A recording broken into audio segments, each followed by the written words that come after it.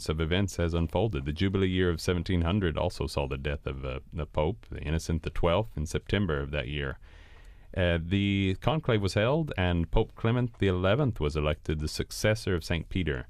And Father Paul Samasumo runs us through in this program some of the highlights of that similar historical moment that took place 325 years ago.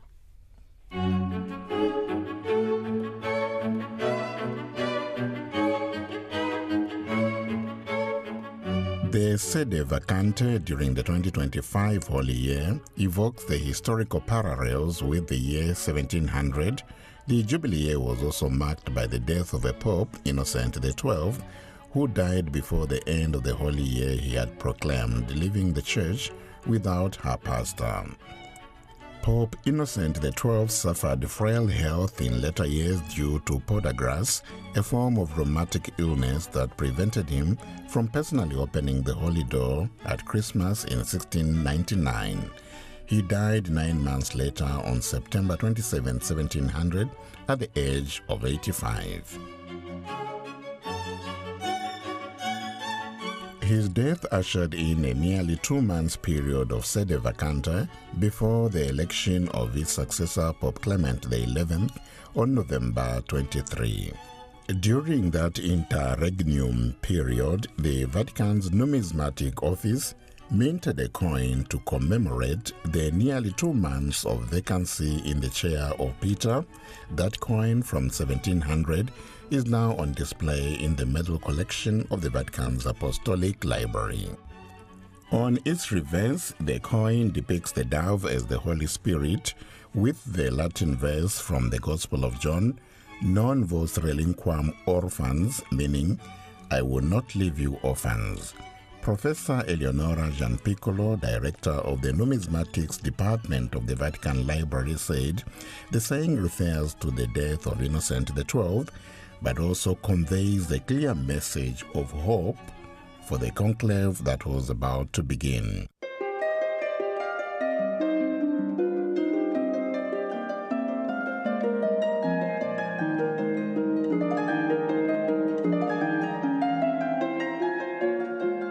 Born Antonio Pignatelli, Pope Innocent XII was known as the father of the poor, and his pastoral approach bore a strong resemblance to that of Pope Francis.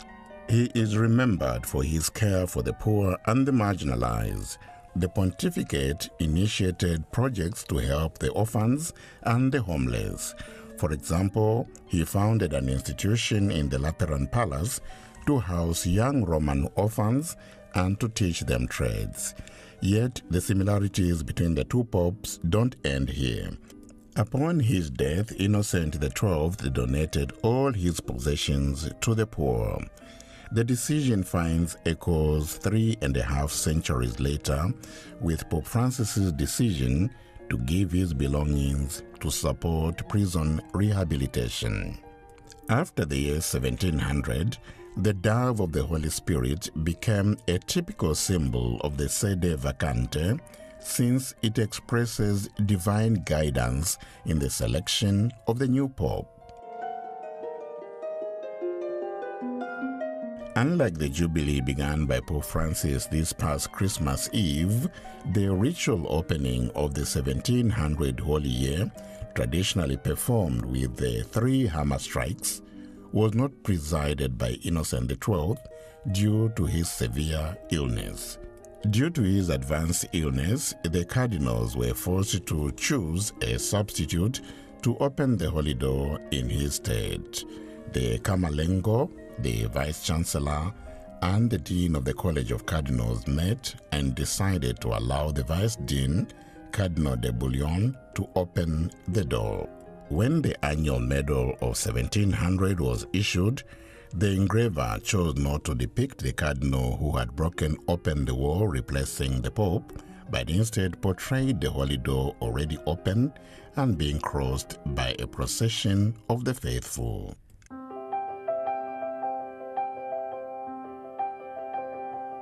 Pope Innocent XII's love for his children, for the Church, is also commemorated by a final, larger medal crafted by Beatrice Amerani, a female member of one of the most important families of engravers at the Papal Mint. On the reverse, a pelican is shown tearing open its chest to feed its young with its blood, an image of Christ's sacrifice and his love for humanity, especially in times when his church on earth lacks her pastor.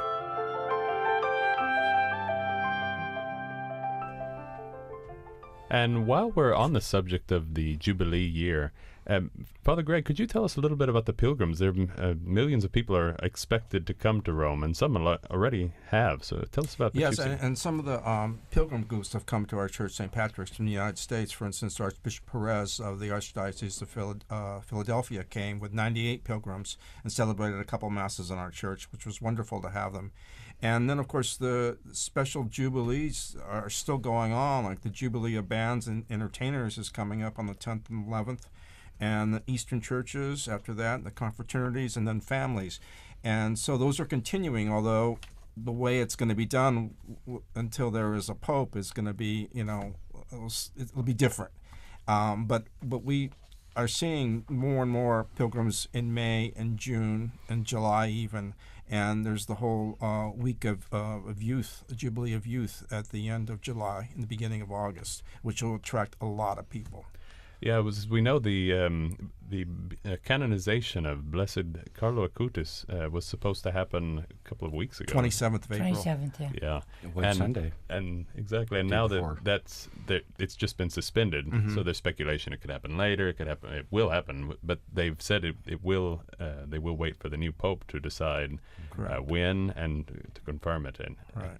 And so we're looking forward to this renewed jubilee in a way where everyone will be curious to come and see the new pope and to be here for the jubilee year and go through the holy doors. And that's one of the things too is they want information on how to go through the holy door, what to do before, after, during, and now we just took a group to Santa Maria Maggiore, and so that the added thing of going and pay honor to Pope Francis at his tomb, which is a beautiful experience for many people.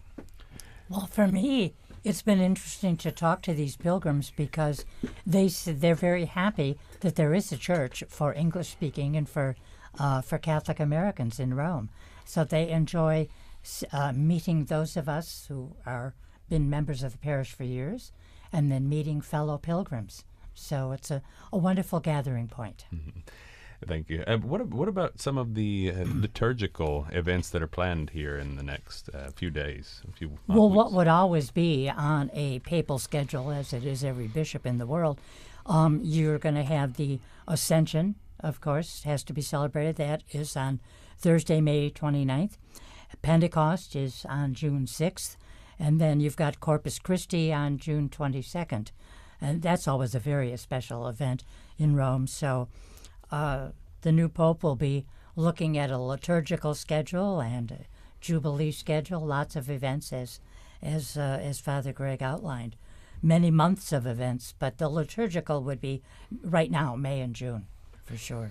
And one of the things that all of the cardinals, as Dr. Don Prodlos mentioned earlier, is every cardinal has a titular church, and St. Patrick's, Father Greg, is the titular church of one of the cardinals in the conclave right now. Cardinal Thomas Collins, he's the Metropolitan Archbishop Emeritus of Toronto, Canada, and he came to our church on Sunday, celebrated the 10:30 Mass, and gave a wonderful homily, which Joan can tell you about, and was very well received by the people. And we had a baptism of a child at that Mass, too, which was nice.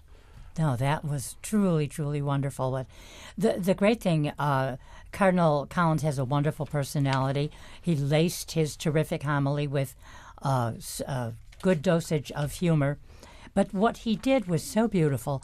He had 3 readings, as we do every Sunday, 2 readings at Mass, and you have the Gospel.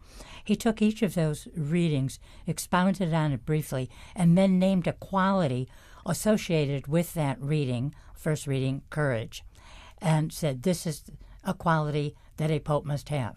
The second reading the quality was vision. A pope must have vision. And then the gospel, which is the gospel, of course, of Simon Peter being asked by the Lord, "Do you love me?" And Simon Peter reaffirming strongly 3 times, "You know, Lord, I love you."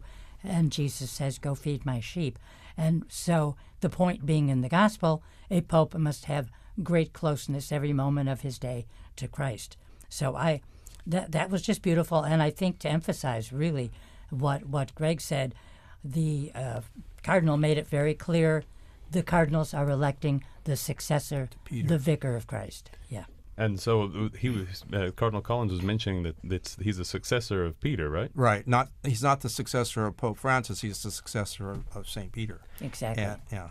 And one of the things Cardinal Collins said during his homily was that this baptism that was taking place at the Mass was, he said, there are 2 important events that are taking place in the coming days. One is this baptism that's about to happen, and then the other is the election of the Pope.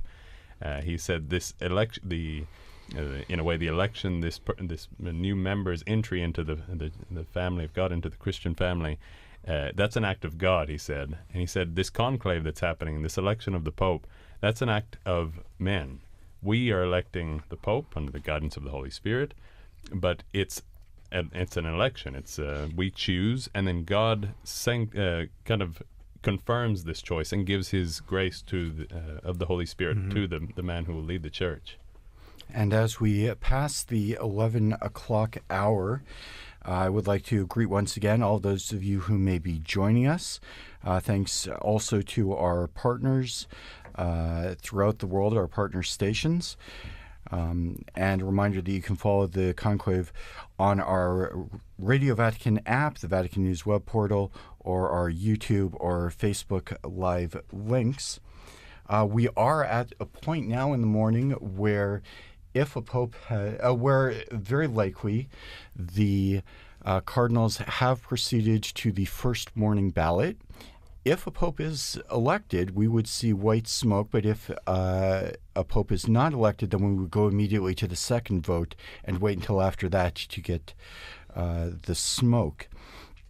Maybe, Joan, you've been a Pope journalist, Vaticanista, for many years, and you've watched more than one conclave.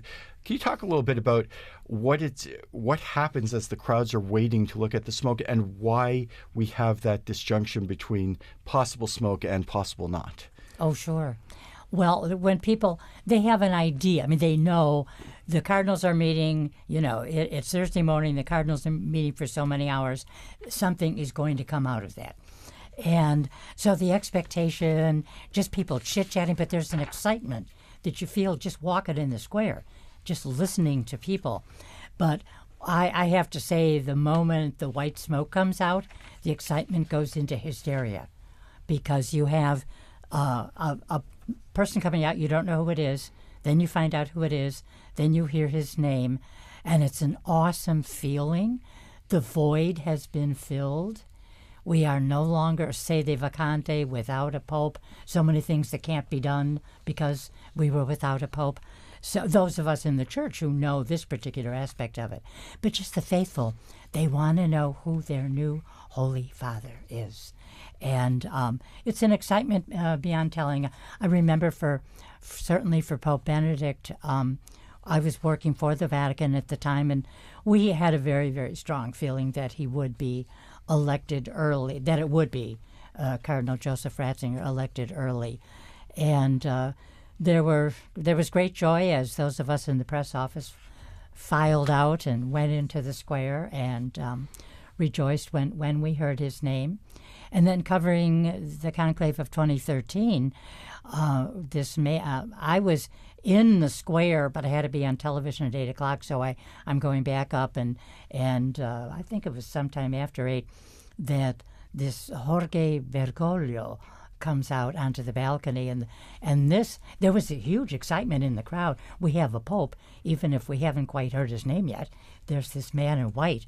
And then with all the correspondents that were around us on the roof of the Augustinianum, it was like, what's his name? Jorge Bergoglio. What name did he take? Where's he from? So all the questions, and a lot of research had to be done, because when you have someone unexpected, as John Paul II was, Yeah, he was totally unexpected. Yes. He wasn't one among the popable or papabile, as they say. I mean, Exactly. he was overlooked. The church took a new direction. But it's a real line of exciting tradition. feeling. Yeah, Father Greg, have you seen any? Were you around for any of the recent elections, or? I was here for the election of Pope Francis, yes, and it was very exciting just being in. I was watching it on TV, but then I went down and was around the area, and it was very exciting because it was something new and unknown, and what does it mean, and where are we going, and the whole difference between the fact that Pope Benedict had resigned, but he was still there, and then this new Pope, and how that would work, throughout the years that followed until the death of Benedict. Well, the mere fact that he took the name Francis. Yeah. And journalists had to discover very quickly that you could not call him Francis the First, because a pope doesn't become the first until there is a second. And so I remember I was watching rewatching that event. I was there in the square, but I was rewatching it the other day, and the subtitle underneath on one of the broadcasters was Francis the First. And then later in the broadcast, somebody did a little bit of deeper research, and then they took out the first part. And curiously enough, the first in centuries was John Paul I, and when he was announced as John Paul I. Yeah. Precisely because it hadn't happened in so long. There was a little question of what was most appropriate, and no one really got to delve too deeply into that in the, I believe it was 33 or 34 days of the John Paul I papacy. But when Francis was elected and chosen, and became the first pope in centuries, except for John Paul I, to choose an entirely new name, they did do a little bit more study and decision-making, and Francis made the decision, yes, I am Francis, ego sum Francis. And that, of course, is how he signed his documents, Francis. And what's on his tomb. It's interesting to think about what names have never been used. Augustine, Thomas Aquinas, not Thomas the And there's no founder. Peter the Second or Third. No, and there's Only not Peter. And in fact, that was one of the reasons for the custom of changing your name when you became pope to a different name, was the idea that it would not be appropriate to have a Peter II. So the first popes kept their own names. One of the various early ones to change had been named Mercurius, and he felt that the Pope should not have the name of a pagan god. So he changed his name, and they continued to take their names for a long time. But then a Peter was elected, and it really did become the idea that we're not going to have a Peter II. And then successively, during a period of reform, a lot of the popes chose names that harkened back to the earliest years of the papacy, the fathers of the church and the early popes, and decided there was a whole string of seconds, Pius II and others, who changed their names, and that became the custom. And now, of course, most popes have most papal names have a long history and long pedigree. Exactly. And we're at this point, we're going to take a little bit of a break, and it doesn't seem that there has been white smoke, so anything could happen. We're going to stay ready. We'll keep our eye on the chimney. And we're going to take a little bit of break for a little bit of music, and we'll be back in a few minutes.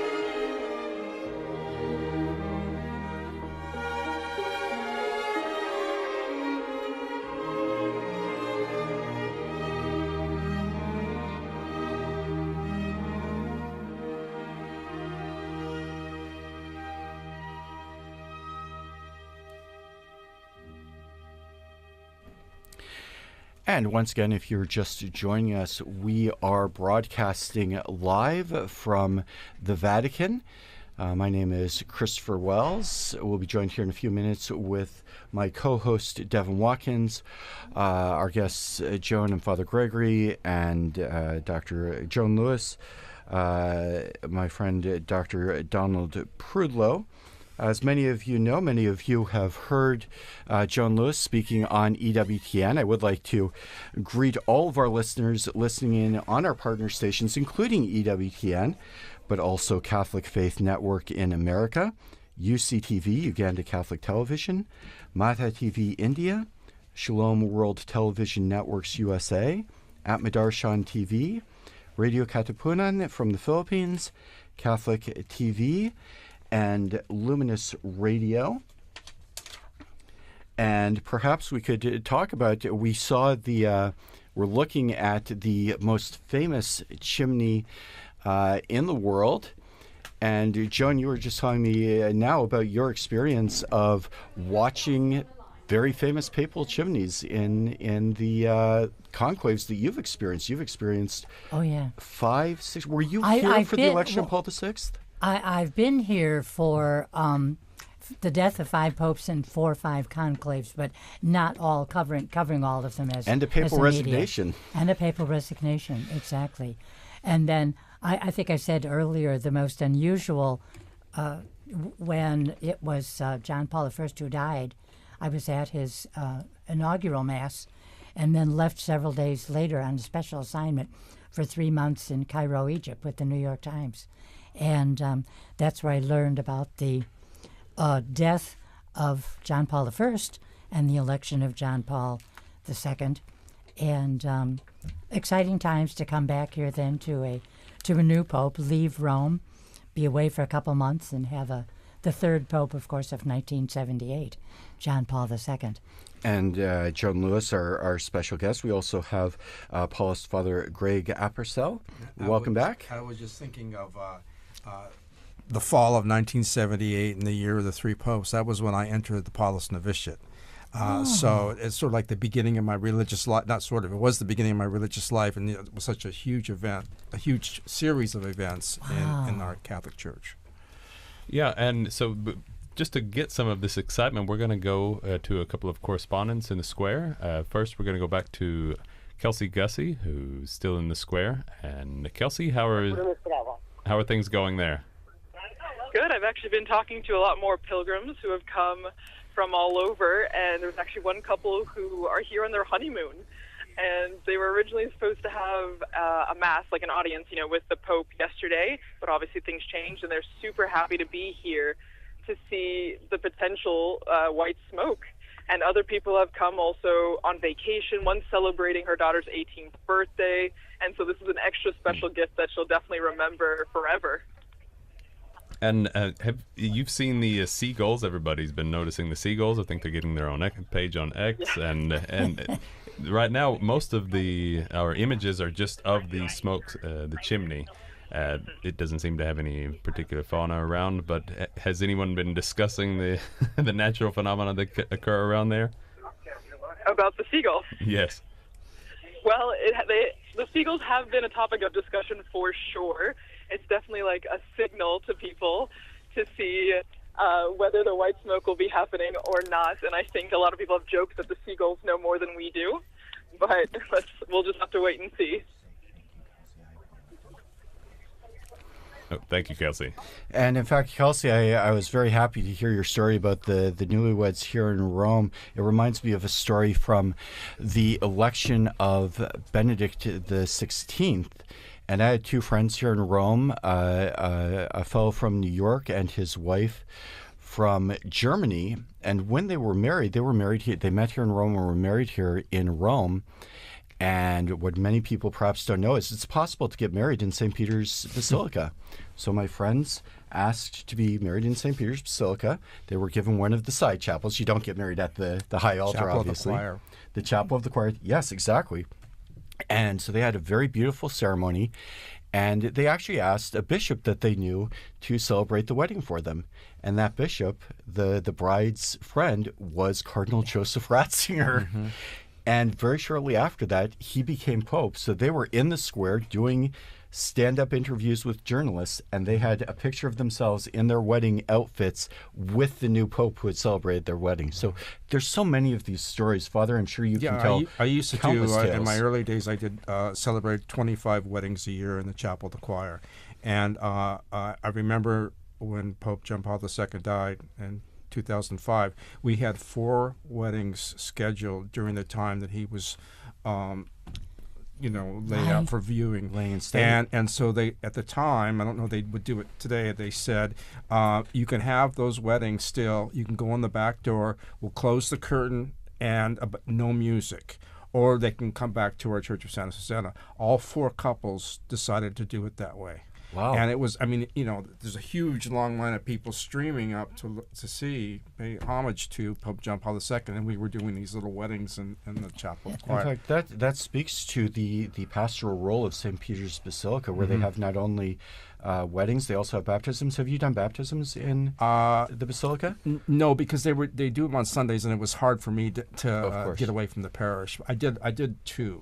But with your church and with St. Patrick's, Rome is certainly a tourist destination, but for Catholics, it's a spiritual destination as well. So you still have to do pastoral care. Yes, yeah, and I also do what I call spiritual walking tours, where we go to see 3 or 4 or 5 churches on a Tuesday morning, and pilgrims come as well as parishioners. And of course, that ties in with both the Jubilee this year. Yes. We've already talked about you welcoming many pilgrims, but also with the idea of synodality, which has been the perhaps premier initiative of Pope Francis in these past years. Can you talk about the idea of walking together in that context walking together for you in Rome? And in fact, I remember one time we did have a tour of this several years ago in Santa Maria Maggiore, and they told us to wait in the vestibule because there was a special guest coming through. They turned all the lights on, and we turned, and Pope Francis walked right out of the sacristy to go to the icon to pray before a trip that he was taking to Mexico. And so people said, who are you going to have next week on your tour? Surprise guest. Wonderful. But they loved it. It was a great experience. And we're going to go back to the square right now. We've got our other colleague, Eduardo Giribaldi, who's there in the square. Eduardo? Hi, Devin. Hi, everybody. And how are things seeming on your end? Oh, wow, the atmosphere is really electric here, and it's surprising because it's filled with young people. I've actually interviewed a few of them, and the most striking thing is that many of them came here on purpose just to see the smoke, and that's really surprising because they told me that they had to organize and pack their stuff and come here in just a few days. But they are here. They've been here since 7 a.m. in the morning because they still didn't know about the smoke times, but they are still here, and the weather is pretty warm right now, so it's even a nice view of the square filled with people. They are making connections, so it's really a nice atmosphere. It's really good to be here now, and we're waiting, of course, for the new Pope. Exactly. Yesterday, when I was in the square, there was some young people who started a conga line, and they were dancing through, and it was getting a little bit raucous in the square as everyone waited for the smoke to come out in the evening.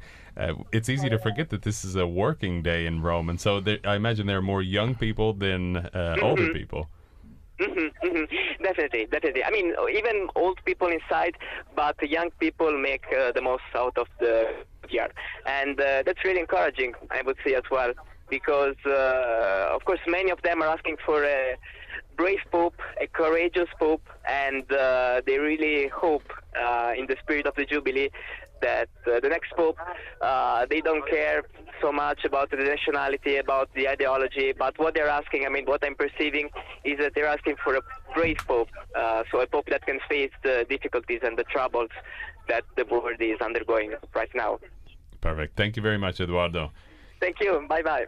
And speaking about weddings, and Kelsey was telling us about the honeymooners who are in the square, and she interviewed them, and we're going to hear from them, her conversation with them. It's Sarah and Cameron, who are on their honeymoon here for the Conclave, probably incidentally, from Indiana in the U.S. We came here for our honeymoon. We got married 5 days ago, and we were supposed to have Mass with the Pope yesterday. So instead, we got to be a part of the conclave and watch it happen. Congratulations, first of all. That's exciting. But how cool is it that now your honeymoon has turned into potentially seeing the election of a new Pope? How would that be to be here for a new Pope? Oh, it's been amazing. Last night, we were standing in the square just watching, waiting for the smoke to come. The anticipation's been incredible. Honestly, a dream. I was looking forward to Mass with the Pope, but this is a once-in-a-lifetime opportunity. For sure. For sure. And all of our family, now that they know we're here, they're like, all right, give us the play-by-play, what's going on here? So it'd be really cool if we get to see the white smoke today. How would you describe the atmosphere here today, yesterday? Excitement. Everyone's very joyful, looking forward to what will happen next. No one knows who it's going to be, so whatever it is, it's going to be a mystery, and everyone's excited for it. Yeah, I would say the same. Okay. And just lastly, do you guys have any hopes or what you expect from the new Pope for the future of the Church? I mean, there's a lot going on in the world right now, and just really to be a leader in the Church. Whatever it may be, take a stance and move the Church forward with whatever that may be. And that was Sarah and Cameron, who were coming in from the U.S. state of Indiana on their honeymoon. Kelsey also spoke to another priest, a student priest here in Rome from the Archdiocese of Bombay in India. His name is Father Prashant Padu. Let's hear from him. Did you come specifically for the conclave? Not really. I'm doing my studies over here in Rome, so since it's time of the conclave, I thought it's the best time to be here in the square, so probably get to witness the white smoke and also the new Pope. And why do you think so many people from around the world, whether they're Catholic or not, come to the square during this time of the conclave? I think the Pope is like a very important figure. The Pope has some standing, whatever the Pope says, the world listens. It's not only the Catholics, but people all around the world, they listen to what the Pope says and they respect the Pope's views.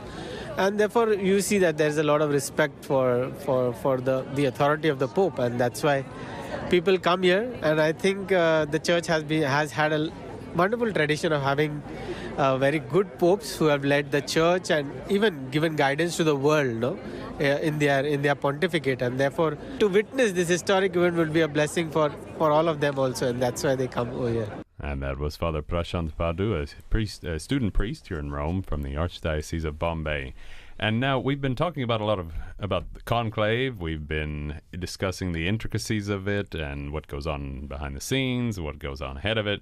And now let's get into what everybody is downloading and watching, Conclave the movie. So the film that just came out was released a couple of months ago, I'm sure, by pure chance, commercial chance.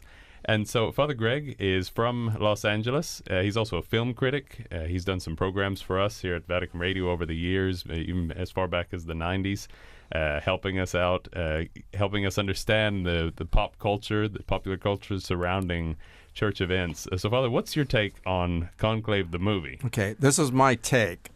It's, when you know something about whatever the topic is, whether you're a doctor or a nurse or you're a teacher or you're in the government or you know about the monarchy, and they make a film or television show about that, you see all the mistakes and flaws. But usually movies like that aren't really about what they say they're about.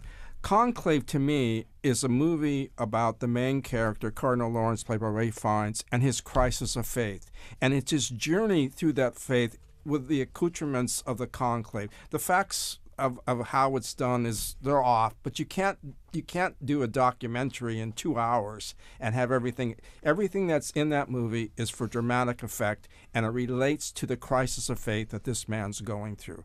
So you can't use it as a factual basis of what's going on inside that Sistine Chapel right now. It's not a battle between conservatives and liberals, although there's some aspects to it, I'm sure, and it's not about the flaws of each individual cardinal, which I'm sure people are thinking.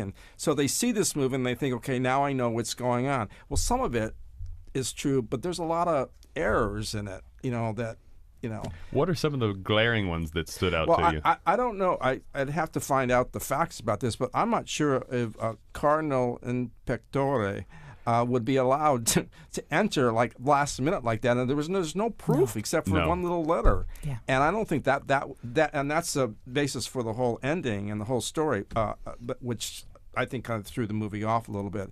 On that point, that's exactly right, because it was made precise that no cardinal in pectore who's been named in secret, as anybody who's follows it knows that there was in the chest, and so he's keeping his cards close to the chest.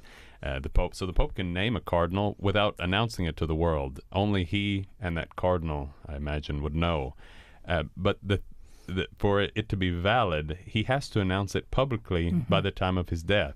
So even if that cardinal were in pectore, if no one knew about it, if it wasn't public record, then he was not a cardinal. Right. He doesn't deserve, or wouldn't have the rights to enter. And the there was conclave. a lot of not manipulation, but a lot of the previous pope was kind of like the puppeteer, controlling what comes afterwards. And Pope doesn't do that. That's not his job. And there was the secret report of Cardinal Tremblay, the John Lithgow character, and what he was doing. And then he gets Lawrence gets the sister Isabella Rossellini to Xerox it 108 times or whatever it is. I mean, it's all dramatic conflict, intrigue, and it gives the impression. But I'm telling you, that movie's made a lot of money in the last month. Just like I remember back in 79 or 80 when they made the movie The China Syndrome. 2 weeks later, 3 Mile Island happened, and again the popularity went way up. I think it's a well-made movie, but you can't take it for fact. Yeah, but it kind of gives us a feel like we know everyone's become an expert in Conclave. And an expert on the smells and bells maybe behind it, and the show behind the proceedings that take on a grandeur that only the Vatican can do. But it was fascinating yesterday just to sit there and watch the whole movement from the Pauline Chapel to the Sistine Chapel and the Litany of Saints, and then sitting there and then doing the whatever the they prayer. Swore their oath. Yeah. I mean, it's just like it was mesmerizing because you saw this is real, and that was already 2 hours and nothing happened, in that sense. But I think for in pectore, as I recall, I think it was 1991, Pope John Paul said there was a cardinal in pectore, whom he later revealed to be Cardinal Ignatius Gongpin-Mei. And the reason that a cardinal might not be named, a man might not be named, his life could be in danger. That usually was the rare times it happened. That was the case. He could be in danger if he was named, So Pope John Paul did name him, but that was the whole story in this thing. It was the Archbishop of Kabul in Afghanistan. Now, I don't know if his life would be endangered based on, I don't know the facts of living in that city, but that was the reason. But it was not announced, you're right. I did not see the movie, but the one thing I do know about it is that on all the airplanes flying from the United States to Rome, it is one of the most selected movies that people view. The fifth person that's told me that. Yeah, exactly. So the much viewed in midair movie, Conclave. Yeah, thank y'all for that. Excellent. So it's kind of like the movie, the Netflix series, The Crown. Yes, everyone thinks they know about The Crown, but we really have no idea, really, do we? Yeah. I mean, when none of us are. But it's some based on some fact, but it's an imagination dialogue that's in the head of the writer, and I mean that's 60 episodes right there. Wow. Yeah, and it's not the first of the. It's not the first movie to come out with and talk about the conclave. I mean, the conclave has been in popular culture for as long as conclaves have been happening. There have been different expressions of it. There was the movie.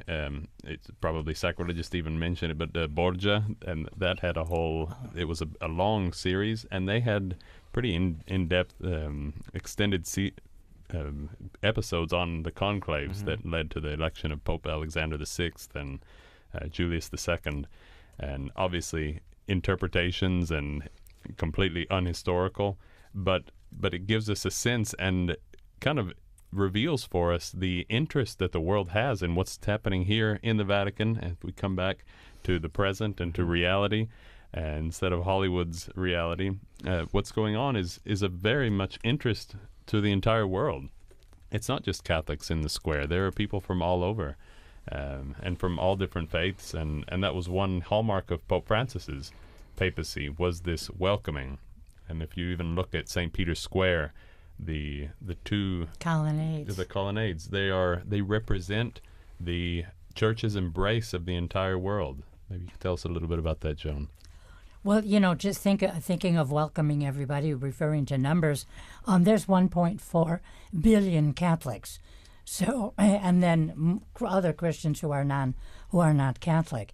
But I remember distinctly with Pope John Paul, what was so fascinating about his very long history was his outreach, of course, as Pope Francis did in his briefer papacy, his outreach to so many people. And you found out that people of all faiths, people of no faith, were fascinated by this man because he took positions that one could understand, positions of morality that you might not have be part of your writings and teachings in the church, but he could reach out to people on a people level. You don't have to know canon law or the catechism of the church to understand what John Paul taught. So I thought his reaching out in that respect, and I've always loved the image of the two colonnades embracing all of the humanity that comes inside. So you'd walk inside, and then you're going to walk towards a door of this beautiful church, this Basilica of St. Peter's. And the colonnade, Michelangelo designed the St. Peter's Square and the facade and everything. He didn't build it in the end, but he designed it. And even as soon ago as 1930s, I believe, 1920s, the squares leading up to the streets that were led up to St. Peter's Basilica, and this was how Michelangelo designed his layout of that area of the city, was just like a maze. There wasn't a straight vision. Yeah. And so the Borgo was there were streets, but there were buildings right in front of St. Peter's Square. So the whole point was that people they'd be walking through, and they'd kind of zigzag through a maze, and all of a sudden you come up and you open up onto St. Peter's Square, and the magnificence of it, and how large and welcoming it is to. And so that was changed obviously during Mussolini's time. But there were times when buses and cars parked there were even and not too long ago. No, not too long ago. Certainly in my many years here, and there was a brief period when, as you're looking at the Basilica, would be in the front part of the left-hand colonnade, when there was a brief market. People selling their fresh produce. So the square has served many people. Yes, it has. And going back to the College of Cardinals, so the actual conclave, the reality of what's going on. Let's move now and talk a little bit about the makeup of the College of Cardinals. So the Cardinals there's 133 electors, but the whole college is 252. And 52, thank you, Joan. And the makeup has changed greatly during Pope Francis's papacy. Yes, in fact, as a lot of people have noted, this is the largest conclave number of cardinals. We've had more cardinals eligible to enter the conclave, but this is the first that's been more than the 120 limit that was set by Paul VI. And one of the pieces of business that the cardinals had to work out when they were preparing for this conclave was how that fit within the law. And they determined that Pope Francis, by creating more cardinals, had tacitly dispensed from the 120 limit so that all 135 cardinals who are eligible could enter the conclave and vote. In fact, we have 133 cardinal electors in the Sistine Chapel, even as we speak. One thing that struck me as kind of curious, Father, your titular cardinal is Cardinal Collins from Toronto. Now is one of the very few times when we have two archbishops of Toronto in the conclave, the emeritus Cardinal Collins as well as the new, very young Cardinal Frank Leo. But overall, we have 135 cardinal electors, 133 actually in the conclave, from 71 different countries. More than 3/4 of them, 108, were appointed by Pope Francis. About 22 were created by Benedict XVI, and there are still 5 cardinals who were created by John Paul II. So it created more than almost 20 years ago. And so a wide variety. Certainly since the mid-20th century, there's been a very strong effort on the part of the popes to increase the representation, ensuring that there are cardinals from around the world, from traditionally Catholic countries, from Catholics with very small Catholic populations, from large traditional elector countries like Italy and France to places that have never had a cardinal before. I think there's something like 16. One of the very curious numbers, we can talk a little bit more about that, is the number of Eastern cardinals. I believe there are 4 or 5 Eastern cardinals. 5 of them, exactly. 5 Eastern cardinals. And I know, Don, you could perhaps talk about, there was a length of time, although most cardinals now had come from Europe for a very, very long time, and our Latin cardinals, there was a run of Greek and Syriac cardinals in the early Middle Ages. There were Greek cardinals that were, as a result of the Church's attempt to reconnect with Constantinople after the schism. But we tend to forget how diverse the early papacy was as well. There's a period in the 6th and 7th century where we have a number of Greek, Syriac, and even North African popes. Popes like Gelasius were Latin North African. But today we have Eastern Rite cardinals too, and this is a result of the reaffiliation of many churches with their own rites under papal leadership. There are 23 sui juris churches besides the Latin Church. And there are 5 cardinal electors today that are in the conclave from representing the Eastern rites. There's Patriarch, one Patriarch, Louis Sacco of the Chaldean Church in Baghdad, Basileus Clemis, who is Syro-Malankara from India, Bernhan Jesus Surafiel, who is from the Ethiopian Church, Mykola Bishok, who is a Ukrainian, very young Ukrainian, is 44, I believe, one of the younger cardinals, and George Kuvakad from the Syro-Malabar Church. And if you were watching the entrance into the conclave, one of the things you note in that very impressive and moving ceremony, you see all the cardinals walking in. Almost all of them are in the familiar red cassocks of the Latin Church. But the 5 Eastern cardinals stood out for, they all designed their own cardinalatial robes that reflected the traditions of their churches. Absolutely. It's interesting to see how they work the red, the scarlet into their outfits, into their traditional outfits of their rite, and their traditional choir. And it's clearly the important, but it's also an oddity because these 5 cardinals are electing the head of the Latin Rite as well. It's an interesting extension to see how universal the Church is. That you have these Eastern cardinals participating in the election of the Patriarch of the West, and that's something that's different to consider. And they also stand out for their headdress. Yeah, because it's not the typical red zucchetto. Yeah, exactly. Yeah, and that was also a question when they are named cardinals. They have to ask, what is the tradition of our church and how can we incorporate what's a Latin tradition, the cardinalate, into that vestment. I think there was an Eastern Rite cardinal in the 1500s, is that right? During one of the periodic attempts at reunion between the East and West. Bessarion. Cardinal Bessarion, yes. Remind me, where is he from? He was from Constantinople. He was from the clergy of Constantinople, from the party that was supportive of both the Renaissance and a renewed dialogue with the Latins. And he became very important for the transmission of Eastern Greek culture and literature to the West, and was a visible sign of unity at that very difficult time. And one of the first Eastern cardinals in a long time, and so had a very significant role to play.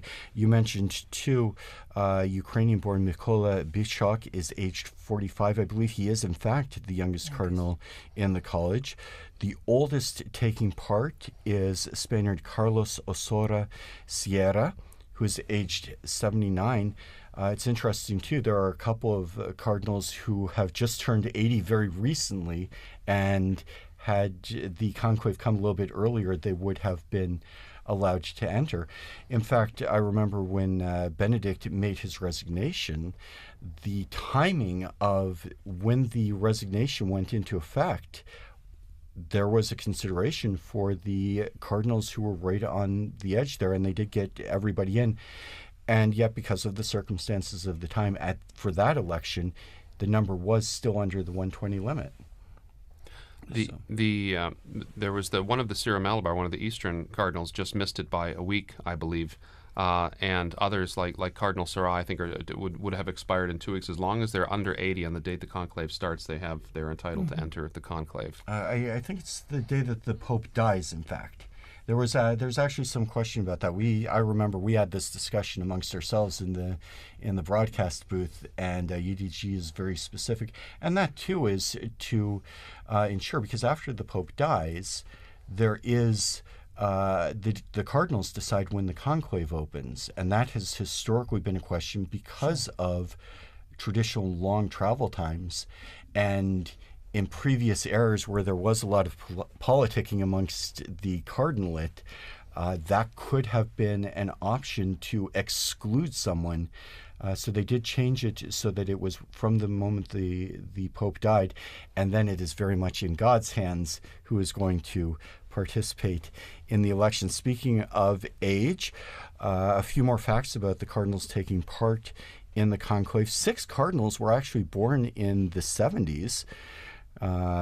Including Cardinal Baldassare Reina, the vicar of the Diocese of Rome, Canadian Cardinal Frank Leo, whom we mentioned, Lithuanian Cardinal Rolandis Makrikas, the coadjutor archpriest of the Basilica of St. Mary Major. He was involved very closely, we have smoke. And we do have smoke. Thank you, Don. Well done. It does look like the black smoke is coming out, signaling the conclusion of the second vote, and I think a little earlier than we were expecting. Exactly. We weren't expecting this until about 12, at least, to 12:30. I believe we have Kelsey in the square. No, sorry about that. We do not. We're going to try to get her on the line here shortly to get this reactions. But yes, you can see, now we see images of the crowd. The black smoke has come out of the chimney above the Sistine Chapel. Everyone's got their phones out, taking videos of it. And we're going to connect now here shortly. Okay. And in fact, that's what you see if you're watching on the television screen.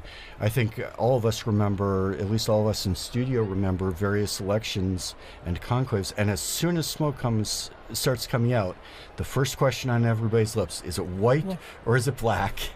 Happily, this time the black smoke has been very clear and is now as well. And when there is that moment, the crowd just goes silent as everybody's looking up and determining for certain what color is the smoke. And on the modern means of communication yesterday in the square in the evening, whenever the smoke came out, it was dark. It was the sun had already gone down, and you could see the screens, and you can see on the square that it's a close up there. But those as soon as the smoke started coming out, those TVs turned off, and so that everyone would look up to the actual chimney and to focus on what's real and not just what's in front of our in front of our screens. And then it came back on, and you could see that the smoke was black. And now we're going to go live to Kelsey, who's in the square. Kelsey, what are you getting the sense of? Wow, it's actually pretty exciting right now because you can hear the surprise from people. I know a lot of people were thinking, well, it hasn't come out yet. There's been no smoke. We're not going to see anything for now. And all around me, you could hear cheers, but also gasps and a couple of people saying, oh, my gosh, this is so exciting. It's the first time I've ever seen this. And so, yeah, there's a lot of people that are actually exiting the square now, probably going to get some lunch to get prepared for the next smoke watch. So we'll just have to wait and see. Yeah, I think the first question, as Chris said, is it black or white? And the second question is, what am I having for lunch? Are my dinner reservations still valid? Can I get into the restaurant with 20,000 people trying to get their pizzas and their pastas? I wonder if... Exactly. Yeah. And it's interesting, you can see on the screen now that we've got the images, the square is not extremely full. There's heavy security to get in. You got to go through metal detectors. But the first part of the Via della Conciliazione is very full. That's a very packed area. And you can see people moving off, right, Kelsey? Yeah, actually, you're right that in front of the piazza, Via Conciliazione is packed with a lot of people, a lot of reporters, but a lot of people. And actually in the square, right in front of the steps leading up to the Basilica, that's pretty full, but around the obelisk, it's pretty empty. And of course, as you mentioned, Devin, a lot of people are exiting now, gonna get some water and food and recharge. Yeah, because we're going to be back again this afternoon. That means the next possible smoke would be around 5:30. This is just a guess, more or less, of the indications that we've received. At that point, it would come out only if the first ballot elected a new pope, and so we would see white smoke only come out around 5:30 or 6 or so. Later this evening, for sure there will be a black or a white smoke at around between 7:30. It all depends on when the cardinals get started. And from there, we will continue on, and we hope the cardinals are moving along in their voting process and guiding us toward the future of the church. And again, very interesting phenomenon I think we saw last night. The square starts out almost not quite empty. There's always lots of people there, but it seems kind of sparse. And then people start filtering in. It fills up. But the moment, I think we all remember, the moment the white smoke comes out, everybody in Rome drops what they're doing. I remember John Paul II's, the conclave after John Paul II, and when Benedict was elected, people were actually leaving their cars by the side of the street and running to St. Peter's Square. We saw two of Pope Francis, which was later in the evening, and although it was not so dense when the white smoke came out, by the time he appeared on the balcony, all of St. Peter's Square, all the way up Via della Conciliazione, packed shoulder to shoulder with people. The whole world shows up. Where we are right now, a sea of people coming, from near the Casa Sant'Angelo, and just pouring into the Piazza Pia area, and then, as you said, down Conciliazione. There's no way you would have tried to go against the crowd. You would have been trampled, I think. But it was an astonishing thing. And since this brings us to, we've seen the black smoke, that we do not have a pope yet. Voting will continue this afternoon. And with that, we're going to wrap up this broadcast. We thank you, Kelsey, for helping us out in the square, Eduardo, Father Greg Uppersell, Joan Lewis, Dr. Don Prudlow. We really appreciate all of your help and walking us through the intricacies of this historic moment here in Vatican City State. And so our broadcast will pick up again this afternoon at around 5 or 5:30, depending on the indications. And many thanks go to our in-studio sound engineers and our producers. And we thank you for joining us as we await the Cardinals' decision about who will lead the Catholic Church as the next Pope. I'm Devin Watkins. I'm Christopher Wells. Thank you all for joining us. Also, be sure to follow throughout the day our website, as well as our social media accounts, Facebook, X, Instagram, YouTube, where you can find out lots more information about the conclave, about the process of electing a pope, and join us again this afternoon for the next Chimney Watch for the conclave of 2025. Laudetur Jesus Christus. Praised be Jesus Christ.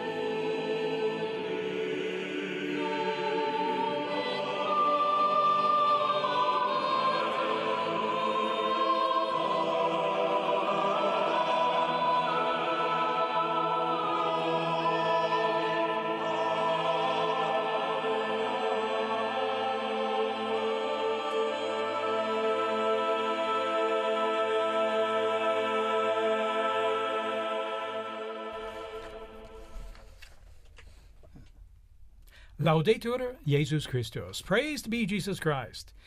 Welcome to all of you to our live broadcast, coming to you here from the Vatican on this, the second day of the conclave to elect the 267th Pope.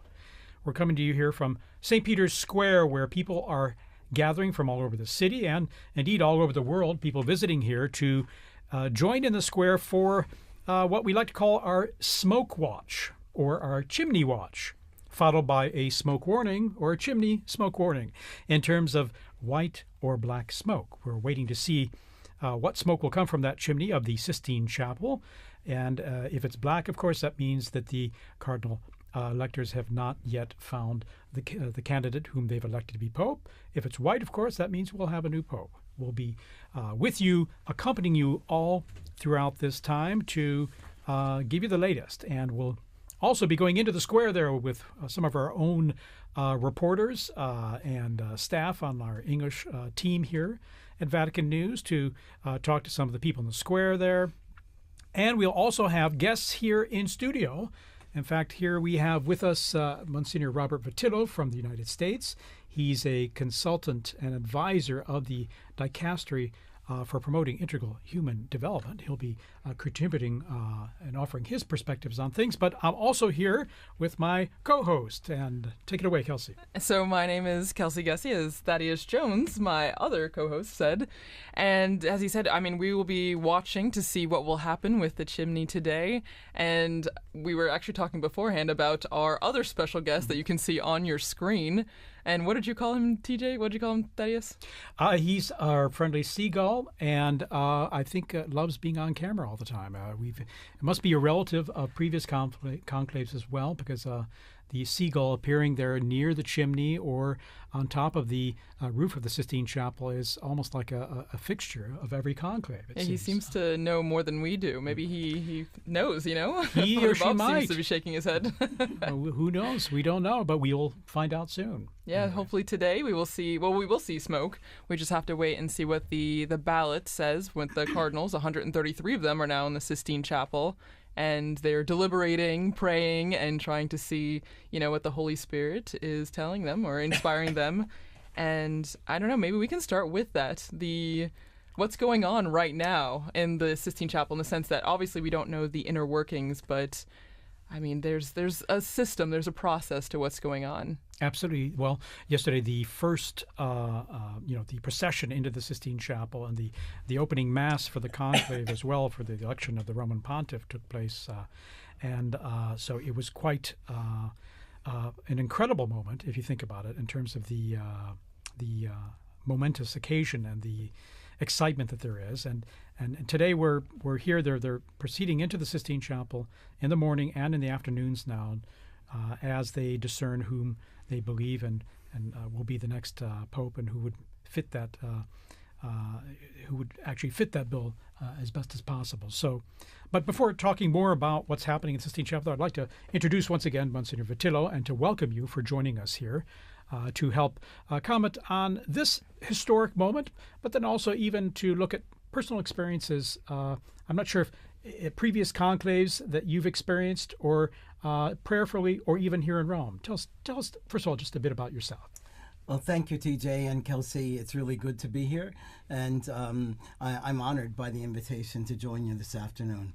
I've not been in Rome. I've worked for Caritas Internationalis during when Pope St. John Paul II died, but I was in the Gambia doing training on HIV and AIDS there. So wow. It was like getting snitches of the running back to my room to see if I could find out what was happening, and yet I think the fact that we have such a traditional approach always means that we know what's going to be happening. And I was thinking yesterday again as I watched the prayerful procession with the liturgy, litany of the saints, and then there's so many prayers that we made. How different that is from other kinds of elections that go on all over the world, where the candidates are speaking at others, but here we were speaking to God throughout the whole time, and then also ask the saints to be our intercessors, and especially our Blessed Virgin Mary. So sometimes people say to me, do you really believe the Holy Spirit has a role in this? And yes, I do. I really do. And we were calling down that intercession yesterday.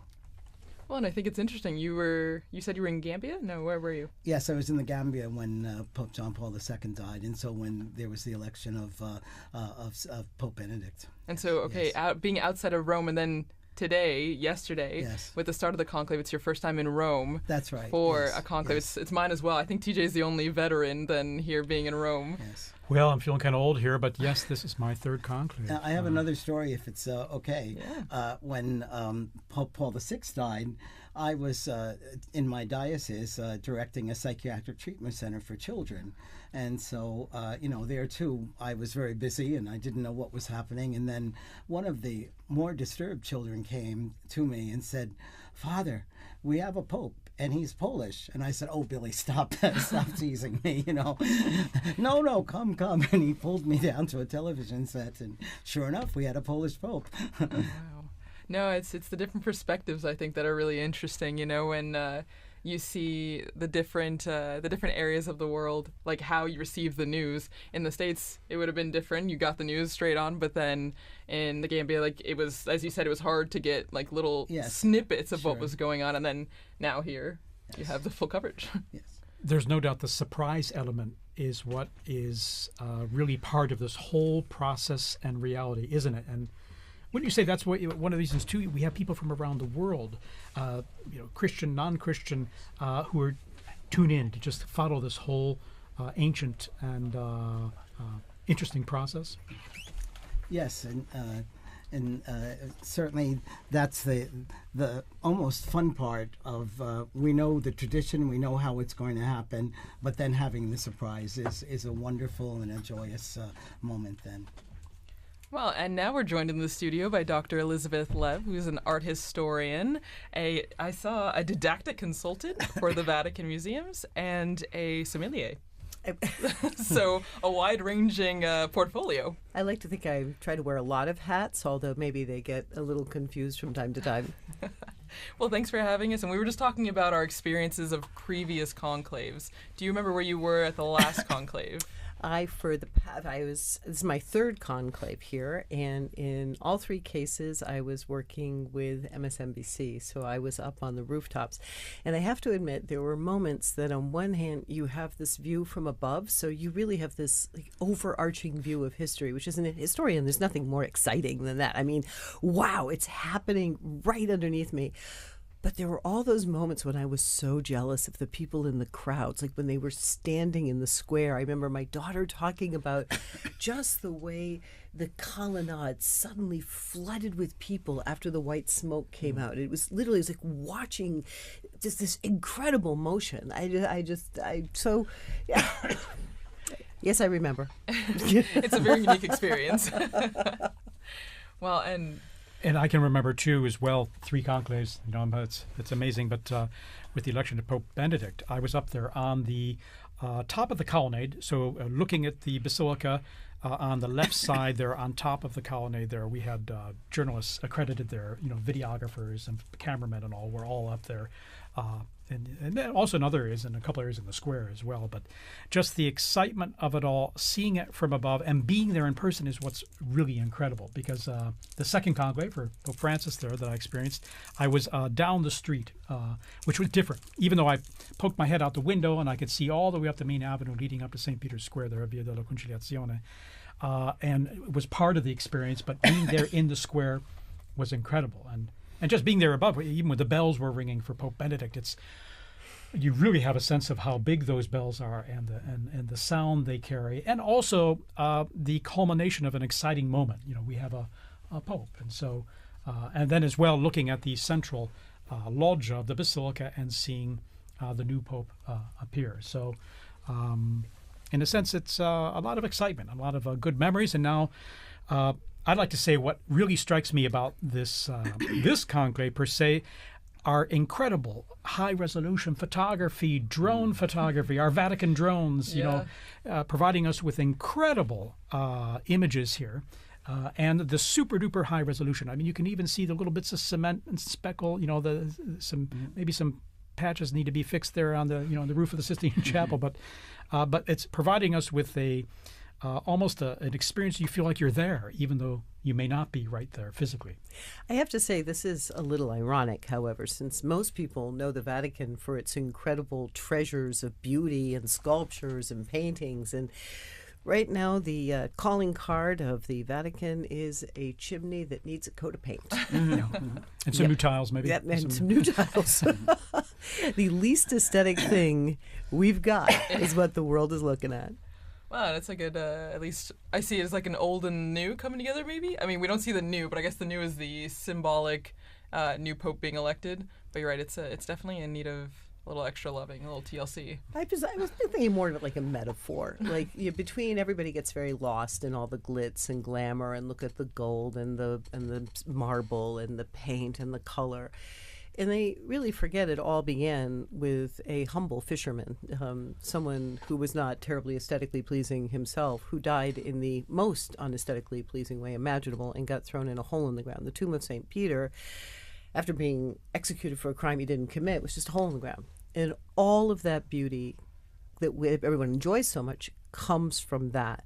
And so here we are looking at a humble little chimney, and in a little while, or today or tomorrow, whenever it's going to be, a little smoke is going to come out, and it's an opportunity of more beauty as we have a new Holy Father. So I'll put up with it. Indeed, yesterday, the procession going into the Sistine Chapel, and they begin in the Pauline Chapel there, and you have Michelangelo's fresco of the crucifixion of Peter.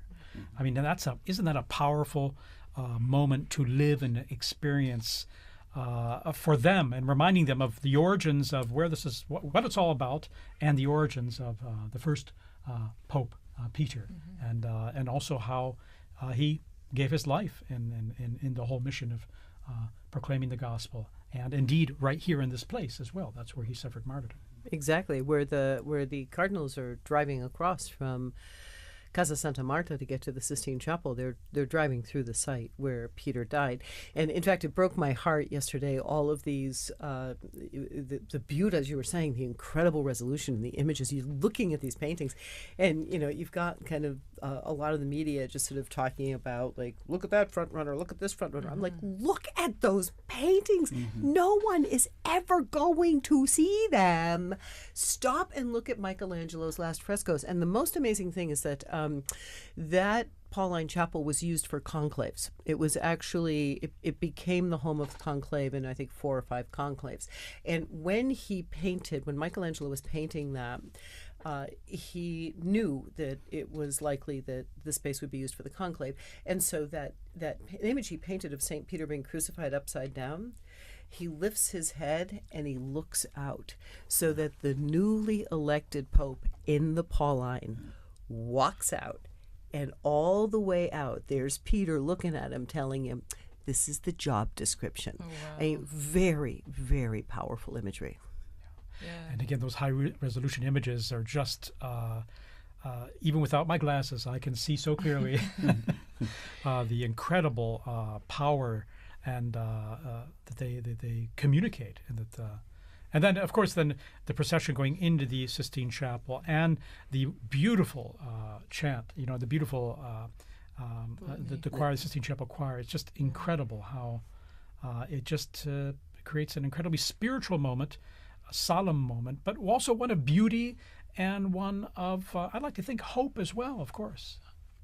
Well, and I think it's interesting that you were talking, Dr. Lev, about in the Pauline Chapel, where they start the procession, where they start, the beginning of the conclave, and then when they enter into the Sistine Chapel, I can't help but thinking about all of the imagery that they have to reflect on as they're doing this massive, impactful vote. No, you can't be in the Sistine Chapel and not be influenced at all by the images, by the scripture verses that it evokes. No, and so I don't know. Do you have any specific imagery or paintings or frescoes that are in the Sistine Chapel that you would think are really impacting these 133 cardinal electors? Well, I think there are a lot of specific images that do impact, or at least I hope are impacting the cardinal electors. But I think you started by talking about the Sistine Chapel choir, which we all had that opportunity. Again, the people at home, I'm like, guys, you're talking about secret this. They actually opened the door and they let you see, look and listen. So we have this choir which sings incredibly beautiful music, summoning the saints, calling down the Holy Spirit.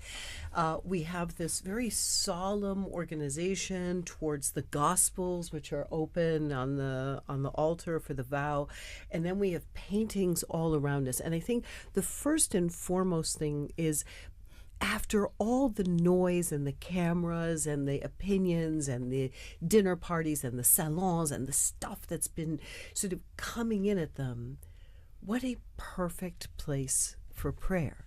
And then as they collect themselves, and I think now on the second day, sort of beginning to get accustomed to the space and accustomed to the routine, the painting that will probably come to the fore is the Last Judgment. It's the work that they must stand in front of, and each must stand alone, as we're all going to have to do it too, so it's not just them. But each must stand alone as he takes that vote. He's holding it, and he puts it into the urn before the image of Christ the Judge, and at the same time the image of Mary right next to him. And so this reminder that he is accountable.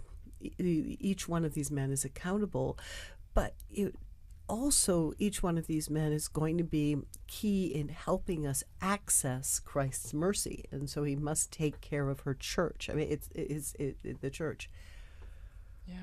And I don't know, Father Bob, maybe, do you have you visited the Sistine Chapel, I'm sure, Yes. many times. Is there an image that also resonates with you? Maybe not being one of the cardinal electors, but just when you're visiting the Sistine Chapel. Well, I think the fact that there's also humanity out in this as well. So you have the divine and the human. And the fact is that the church lives within humanity, but it's helping us to be a mediator to relate to God in a different way. And also the comprehensive aspect of the figures, and again, it's truly a universal church. But I'd like to go back to that poor roof again, because I think that too, I'm sure that Francis is looking down on that, because he's always reminded us that we need to be a poor church for the most poor people. And so this is very fitting that we'll be looking at this afternoon as well. Yeah, the simplicity of it does strike you. And by the way, our camera work there, we're fixated, so to speak, on that chimney, because we could have smoke billowing there very soon, or maybe not. We shall see. Depends on how the voting goes, okay? So obviously at the end of today, maybe around 7-ish or 8 p.m., we'll see. Rome time, that is. If there's, there'll definitely be smoke, and it could be black or white. But if there's a vote in favor of a new pope in this first voting session of the two, if there's a pope elected, we'll have white smoke coming out. But anyway, we're just going to wait and see, and the camera is there. But we can tell you there are lots of people filling that square right now. As the hours, or as the time goes on, more people, Romans especially, come into the square to be part of this great anticipation and this excitement that is what we call this smoke watch, indeed. Well, and it's something that Thaddeus, we were talking about before, and focusing on the chimney. The smoke signals are definitely something that have been a tradition for many years to signal the election or waiting for the new pope. But it's something that is still like a continuity in our faith, and in the faith, in the conclave. I don't know exactly where that started. I don't know if Father Bob or Dr. Lev, you know where the symbology or the nature of using the smoke came from. The gradual, obviously the smokestack is proper to the Sistine Chapel chimney, which was used for the very first time in 1492 for the conclave. But one of the interesting things to be thinking about, especially since we talk so much about this unprecedented conclave with the extraordinary number of electors and the extraordinary number of people is that the process of the conclave has been evolving over the course of 1,000 years. I mean, the election of the Pope, almost 2,000, but the process of this conclave has been evolving over. So the idea was to find a way to minimize the contact that the cardinals have with the outside world. And so eventually in the construction of this building, which was constructed specifically, I mean, already it was constructed to have one entrance and one exit to be closed with a key. Conclave. So these considerations. The smokestack was actually added later. You'll see there's no chimney in the. There's no a stove within the chapel. It had to be brought in. But as the process refined itself over the years, and they thought of better ways of communicating, especially because there were a lot of bookies making bets, so they wanted to make sure everybody found out at the same time so that they couldn't hedge bets. They developed the system of the chimney. So betting is also an ancient tradition that we have. Oh, I believe it was an excommunicable offense until something like 1918. Yeah. Pretty recent. Also, the technology has come in now because before they would throw in a bit of wet straw if it was black smoke, but that didn't always work, and so you'd have white smoke coming up at times. And so now they are using some chemicals that we'll see. There still might be a mistake, but they seem more certain now that we'll see black. That did actually happen in 2005. Do you remember? Remember the first ballot? It was gray. That's right. And there I was confusion. next to the Telemundo tent, and they were screaming, "Papa, papa, papa, papa," and everybody was like, and it was utter confusion. So I'm telling you, it's a work in progress. They've just figured out the chemicals. There we go. And no matter what anyone says, I want smoke signals. It's so cool. If you think about it, really, in terms of a way to communicate to the world with an ancient method. If we have a pope or not, a way to share that news. I mean, of course, it gets tweeted, it gets sent out live around the world, but I think just looking at a chimney, even in 2025, is an exciting way to live this whole process and to experience it. Well, and so looking at this, and if smoke signals are outdated or still part of our everyday life, even in 2025, we actually dug into our Vatican archives and found an interview by our former colleague Tracy McClure speaking to Father Thomas Rees about these aspects, the smoke signals and the inspiration of the Holy Spirit, and maybe a not too famous saying, the Vatican saying, you go into a conclave a pope and you come out a cardinal. So let's hear some of that interview. In this digital age and age of electronic voting, it can seem a bit antiquated to have gray or white smoke coming out of a smokestack. Do you think that we'll see a change in these procedures in future conclaves? Well, I love the white smoke. I think that's a great tradition. You know, it's not that old, actually. It's only about 100 years old, this tradition of the white and black smoke. I just wish they would test the equipment before the conclave starts, because too often it comes out as gray smoke, and we're all scratching our heads. Is it white? Is it black? Is it gray? What's it mean? Now, they have a backup plan, which they instituted at the last conclave, which is not only do we go by the smoke, but the biggest bell in St. Peter's will also be rung when the election takes place. So if the smoke's gray, we can at least wait for the bell. I think I like that tradition. Actually, they modernized the meeting of the General Congregation. Each of the cardinals now has a little clicker so that they can vote electronically during the meetings of the General Congregation. That's a little quicker. The voting in the actual conclave is practically choreographed. I mean, they write the name. Each cardinal writes the name of his choice on a small piece of paper, folds it, and then they march up one at a time to place their ballots into the container. And they hold it up in the air so everybody can see there's only one ballot. And before they drop it into the container, they swear that they're voting for the person that they think is most qualified to be pope. So the voting procedure takes a while because of this kind of procedure. But that's the way they do it. And they'll probably continue doing it that way. Of course, the Catholic Church believes that it's the Holy Spirit which guides the voting process among the cardinals. Does that mean that the future pope has been handpicked by God? Well, I think Cardinal Ratzinger answered that question extraordinarily well. Certainly the Holy Spirit is trying to influence the election, and through prayer, through discernment, the cardinals are trying to hear the voice of the Holy Spirit and inspiring them to pick whoever is best. But as Cardinal Ratzinger pointed out, if you look at the kinds of people that have been elected pope in the past, you certainly cannot blame the Holy Spirit for the election of the Borgias or some of the bad popes that we've had. So, Jesus Christ founded the church, but he left it to human beings to run. And among those human beings who have been involved in the running of the church, there have been saints, there have been sinners, there have been very smart people and very dumb people. So it's a it's a divine institution run by human beings, and our call, the call of the cardinals is the same as for all Christians, to be open to the Spirit. What is the Spirit? What is God calling us to do today, and how to be? That's why all of the church should be praying for the cardinals as they meet, that they might truly be open to the Spirit in choosing our next pope.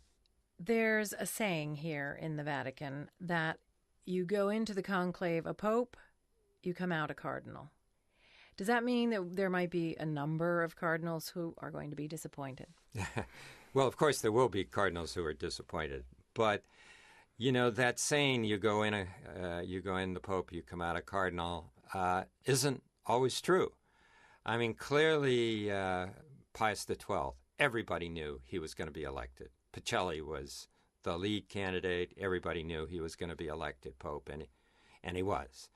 The same thing, I think, was true with Paul VI. He was the leading candidate. All the smart money was on him, and he was elected. At the last conclave, before the Pope died, nobody was really talking about Cardinal Ratzinger. But shortly after the Pope died, Pope John Paul II died, the Ratzinger people kept talking about him as the Pope, as the leading candidate. And by the time he went into the conclave, he was clearly the leading candidate, and all the smart money was on him. So sometimes we're surprised, but it tends to be when the leading candidates can't get the 2/3. Or, for example, at the time of the election of Pope John Paul II, here was a classic case where two candidates just blocked each other. Two Italian candidates, Siri and Benelli, backed by two different factions. The Italians were split. The Italians can have a tremendous impact on the election if they're united. But if they're split, then, as they were at the conclave that elected John Paul, well, then people start looking outside of Italy for a candidate, and they found Cardinal Wojtyla. And so that's when we get surprised. It's when the leading candidates are kind of kill each other off and are incapable of getting the 2/3 vote. There we are. We're hearing some archive reports we have on how things work in the past and looking at a bit of the history of conclaves and all. We're back with you, of course, here live in St. Peter's Square, and we're looking at that chimney. Nothing yet right now, but we're going to go into the square to talk to our own Joseph Tulloch there, who's going to tell us a bit about the atmosphere with those in the square. Okay, we're probably going to go to him shortly, all right? We're not going to go to him right away. There are a lot of people in the square there, and one of the challenges is connecting with people in the square live because of all the people crowded there and the cell saturation that there can be of talking with people and talking to them live. in the square. Okay, but he's our colleague Joseph there. He has sent us some comments of people there in the square, and we're going to hear some of what they have to say. He's collected some of that for us. All right, let's go to it. We're here in St. Peter's Square waiting for the next smoke that's going to emerge. Tell me a bit about what it's been like waiting here, what the atmosphere's like. There's definitely, you can tell there's a need in the Catholic Church. There's like an empty spot there for the Catholic Church in these weeks since Pope Francis passed away. And the emotion is building as we wait for the new Pope. And I remember this sensation as well from the last time I was here in 2013 when I was down here in the plaza also waiting for the next Pope. Amazing that you've been here both these times. What are the main differences that you see, or is it really quite a similar feeling? It's a similar feeling. I think the coverage has been different because of social media and everything. There's been a lot more attention and coverage given to the Vatican, given to the Catholic Church in these days. It's also a great opportunity to evangelize, teach others about what the church is and about what the conclave looks for, that it's not another political campaign, that doesn't work like the election of a prime minister or a president, but that there's our Lord is part of that election, right? And I think that's really important. And it's interesting you say that, because it's something I've noticed as well. Loads of interest, people on social media, people who maybe have never been to a church their whole lives, who are following with loads of attention what's going on. Something about the images maybe captures them, but also maybe something a bit more than that. Yeah, definitely. I think there's a spiritual aspect that we can help people to understand just how involved our Lord is. And when the cardinals are all saying, we'll leave it up to the Holy Spirit, we'll see what the Holy Spirit says, and there is a real aspect, there's a spiritual aspect to the conclave. And, you just here is when you feel, what the successor of St. Peter is really about and what he means for the church and just that spiritual fatherhood of the whole world, right? Especially of the Christian Catholic world. You said earlier that there's kind of a feeling almost like there's something missing now that we don't have the Pope. I know you've been based in Rome for a few years. I assume you met the Pope on some occasions, or at least got to shake his hand. I don't know if you have a quick reflection on Pope Francis and his legacy. Yeah, Pope Francis, his humanity was really touched us. I remember standing here in the plaza on a Wednesday audience with my grandmother, who was 86 years old. She's Christian Protestant, and the Pope came down to say hello to everyone who was in a wheelchair, and he said hello to my grandmother, and I remember my grandmother was just really touched by that and that experience, and how Pope Francis really was a Pope of everyone, right? And you could see in the past couple of weeks, in the past week or so, the Champions League, the football matches, how they've been doing like a minute of silence for the Pope, wearing the black bands out of mourning for the Pope, and the respect for Pope Francis around the world in places that are not, specifically Catholic at all, right? How Pope Francis was a Pope for everyone. That's Father Matthew Bender there, Legionary of Christ, sharing his experience of these very intense days, past 10 days, almost 2 weeks now, here in Rome, and talking to our own Joseph Tulloch, who is also, we got him on the line now, so we're going to talk to Joe here live. And just, Joe, give us an idea of the atmosphere there in the square right now. Yeah, hi, good evening, DJ. So I'm in the square. It's filling up. I think it's busier already than this morning, because, of course, one of the things you can forget is that while everyone in Rome is following the conclave, lots of people are working. And so in the morning, not everybody can come. The square is already really full. Loads of flags. I can see French flags, a flag from the UK, what looks like a Maltese flag. So people really from all over in the square and just gathered here waiting to see the smoke. Well, I'm feeling really lucky because I'm working and I can also look at the chimney and follow the conclave. But Joe, tell me, are more and more people kind of streaming in there now as we're getting close to a possible smoke coming there? Yeah, there are always more and more people coming, and I think that's just going to continue, to be honest, until we see the smoke. As more people get off work, as more people are able to come here. And then, of course, what will happen if there is white smoke is that everybody will start coming. You'll see people running in the streets. There's a big sense of anticipation, I'd say. There was kind of an understanding that the first evening it was very unlikely that we'd see white smoke. And even this morning, a bit more chance, but still, probably most people were expecting to see black smoke. Whereas now, this evening, it feels like this is the first time there's a real possibility that we might be seeing white smoke and we might have a new pope. Of course, nobody knows, but I'd say there's definitely a feeling of expectation in the square today. Do you have a good view of the chimney there? I know that the sun starts to go down at this time there behind the Basilica, and it's just a little to the left of the chimney there as it starts going down. So we're okay for now. The sun is actually still quite high, to the point that I'm having to squint to see the chimney, but it's not quite blocking the chimney yet. So I think there's more risk of sunburn at the moment than of not seeing the chimney, but of course that'll change as the sun starts to go down and move kind of to be more over the chimney. Well, I hope you have some sunglasses there too, because that sun's very strong. It's been strong these days, actually, as we go into the summer here. All right, Joe, anything else you'd like to add before we go back to you a little later?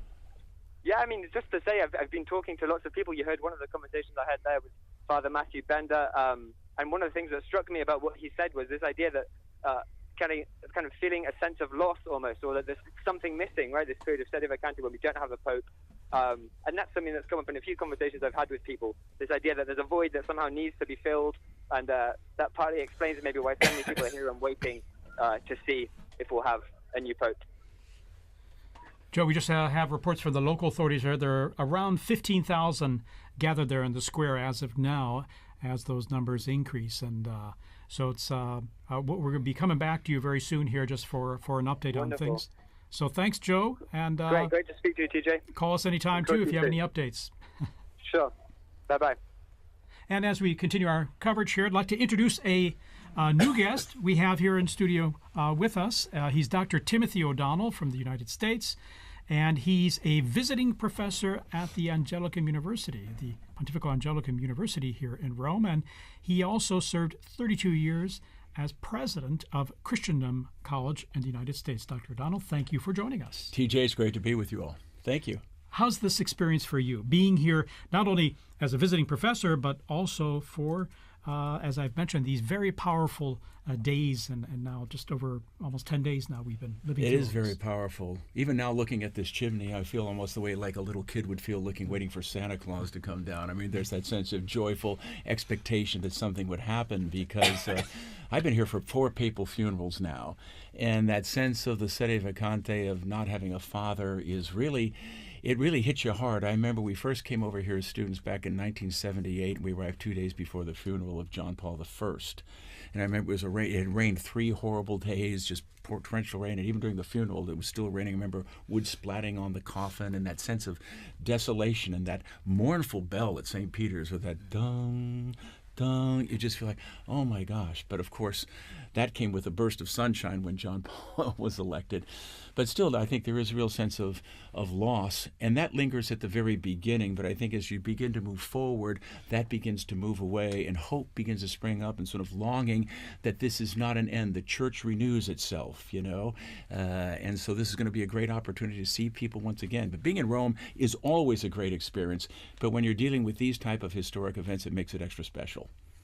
In fact, that's even my own experience as well. I mean, the sense of loss there is when we lost Pope Francis, when, as well, Pope Benedict or St. John Paul II, when we lost them, there's a certain emptiness you really, really felt, of course. Oh, yeah. But that's why I always feel like these 9 days of mourning, the traditional 9 days of mourning, are a powerful way to deal with that aspect of loss and to mourn the loss.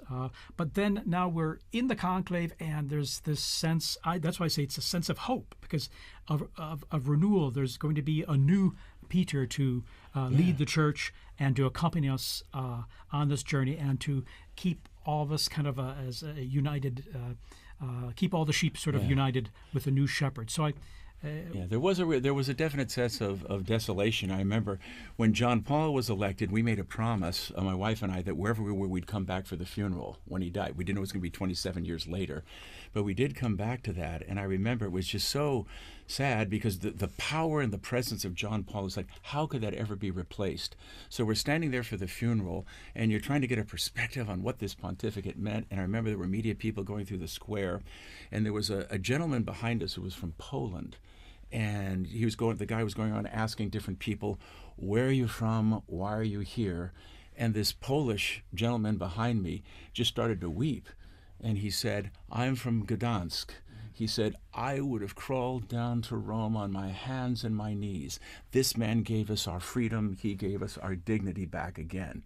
And that's when I began to think, how can we possibly replace this Pope? So it was consoling to think how great, but it even added to that. But then, of course, God has his way. And then when Pope Benedict XVI comes out, you say, oh, thank you, Jesus. In other words, it goes on. And it sort of encapsulates the whole rhythm of life. And I think that's why people are really looking to Rome right now, because everything's sort of a soundbite. We're suffering from sort of like what I think Benedict called a cultural amnesia. We don't remember who we are, we're confused about our identity, and oftentimes we're looking at things and we don't know who we are. But what's happening right now, you see something that is permanent, something that has not changed. Even the antiquity of smoke coming up from a little chimney signifying a transition. People are hungry to know who they are and to understand the meaning of the past. And a lot of times we neglect history nowadays. I think it's something like 75% of college graduates in the United States graduate from college without ever taking a history course. That's devastating. So when you actually see this type of living history, I think people are naturally attracted to that. And that's why I think it is a great time for catechesis to talk about the longevity of the church, the beauty of the church, and the beauty and the richness of these traditions. And Dr. Lev, what would you say in terms of if you had your own students right now and trying to help, especially students maybe who aren't as familiar with the Catholic Church or these how these processes work, how would you contextualize what's happening here to them? Well, I agree with you, Tim. It's such an incredible moment to show the students living history. I mean, one of the things about the Catholic Church that I think maybe we take for granted, but is baffling to the rest of the world and incomprehensible at times to students, is that the man that we are waiting for will be the 267th Pope in a direct line. Where do you find stability? Where do you find a groundedness, a rootedness that continues over the course of centuries through political situations, geopolitical transformations, natural disasters, you name it, and yet we are still here waiting for that next successor. And that, since I'm an art historian, for what that builds into is when you look at a building like St. Peter's that starts with the hole of the ground where they buried St. Peter, you are looking at something that shows a series of monuments, one placed on top of the other in a direct line, all the way up to the top of Michelangelo's dome. And so the beauty stems from that continuity. It's this incredible story, this incredible lineage of the popes. It forms almost like the invisible scaffolding around which all of this beauty can be arranged. I think there's a theological message in all of this too, because all of the everything that we know and we believe in starts with Jesus, and he suffered and he died and he rose again from the dead, and that's the basic message of our church, and we've stayed faithful to that message. There may be debates about certain pieces, but that's the center of our church. And I was thinking a great deal about how prophetic it was that Pope Francis chose hope, Pilgrims of Hope, as the theme of this Jubilee. And shortly before he went to the hospital on February 11th, he released the World Day of the Message for the Sick, the Day of the Sick. And the themes he touched in that are the very things that Doctor was talking about, and you're talking about, Doctor, as well, that suffering is part of our humanity. Christ overcame sin and death for us, but also that through suffering, so many times we find much more meaning and we find true love, the kind of love that Jesus has for us, we can give to each other as well. And I think those were themes that he must have been thinking about, because he already was not well when he released that message. Well, that final moment, we were there on Easter Sunday, when after he spoke with great difficulty, but then they put up on the monitor, he's coming down, and the excitement of everybody, he's actually going to come down. Couldn't believe it. And I had a son and daughter here with their little baby, and the thought, it's going to be blessed by the Pope. But then he goes around and just not only just in the square, but then he goes out again to the peripheries, reaching out to everybody, and still in that condition. You can see he was in pain, he was suffering, and he's still taking babies in his arms and things. So what a powerful message and a beautiful message. And I think in some way that encapsulated the beauty of that pontificate, the sense of suffering and trying to give of himself, reaching out to the peripheries and the margins so that everyone could have a bit of him. And it's almost like I can't really be Pope if I can't be there for that Urbi et Orbi and be present with the people in the square. So even there, just pouring himself out in libation in a very beautiful way, very symbolic way, I thought. He gave us a bit of him, but he also always focused it on Christ. Oh, absolutely. So he brought us back to Christ, and that was the end of this message for the world. That suffer the little children to come to me, and they were still coming to him, Yes. which was a beautiful thing to see. I would imagine, too, in this day and age, too, where unfortunately marked by so much polarization and so much vitriol, whether it's in social media, whether in the dialogues we have today, they are so divisive, unfortunately, and receive the most attention. Not the times when things are working and all, but would you say that this, what we're seeing here and what we were talking about just now, the world or many people would look to in some ways, because here we're talking about a message of hope, fundamentally, not of belief, but of hope, but also of being good to one another, of fraternity, as Pope Francis spoke about all the time. Do you think that this is drawing more attention because of our fractured world today? I would say definitely that's the case. I mean, the Second Vatican Council said very clearly, when the Creator vanishes, we lose sight of the Creator, the creature vanishes. And that's what's happening right now. I mean, we're all brothers and sisters if God is recognized as our Father. But in so many instances, we're sort of pushing God out of the picture. There's sort of practical atheism that's dominating culture right now.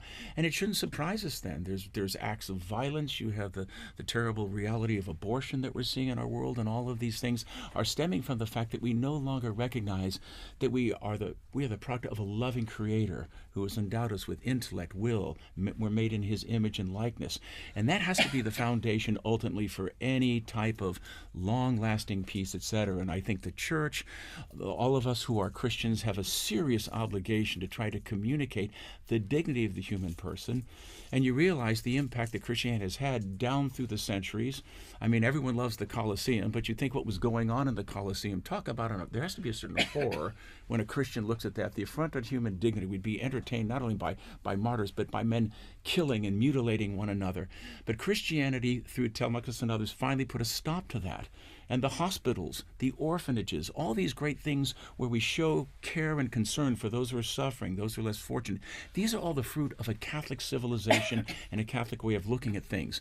And to the extent that that has weakened or we've lost that sense, I think we're seeing many of these problems begin to emerge once again in spades. I think we have an incredible opportunity. I've been thinking about this over the past few days, actually, over the past 10 days.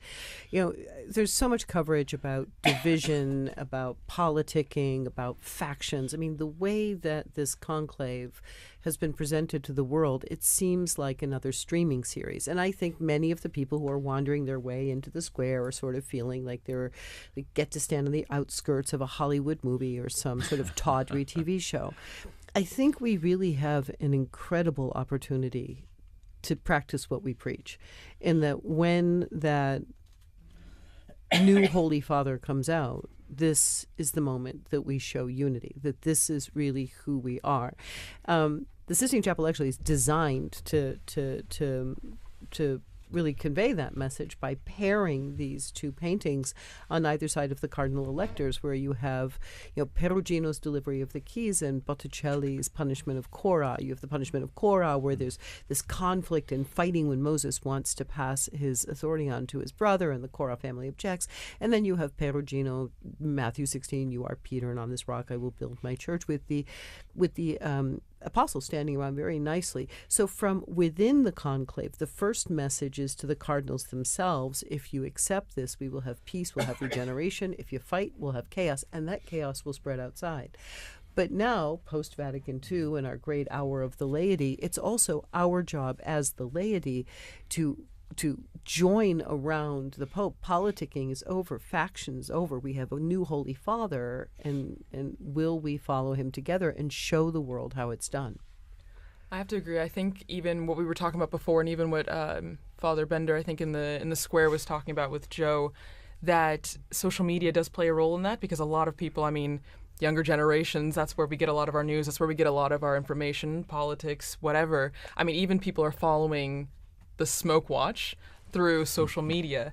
And you're right that it can, I've seen a lot of reels, images where it can be very divisive. You know, it's maybe even lost the sense of it's a prayerful event. It's an event for unity. It's supposed to be something that should bring us all together. I mean, I was in the square earlier today, and hearing the different languages and the universality of the church in that, you know, seeing so many people, whether they were Catholic or not, coming here because someone told me when the Pope speaks, people listen, whether you're Catholic or not. He has a very big impact. And I think you're right that we as lay people, and Father, we have a role to use this as an opportunity to grow in unity and peace.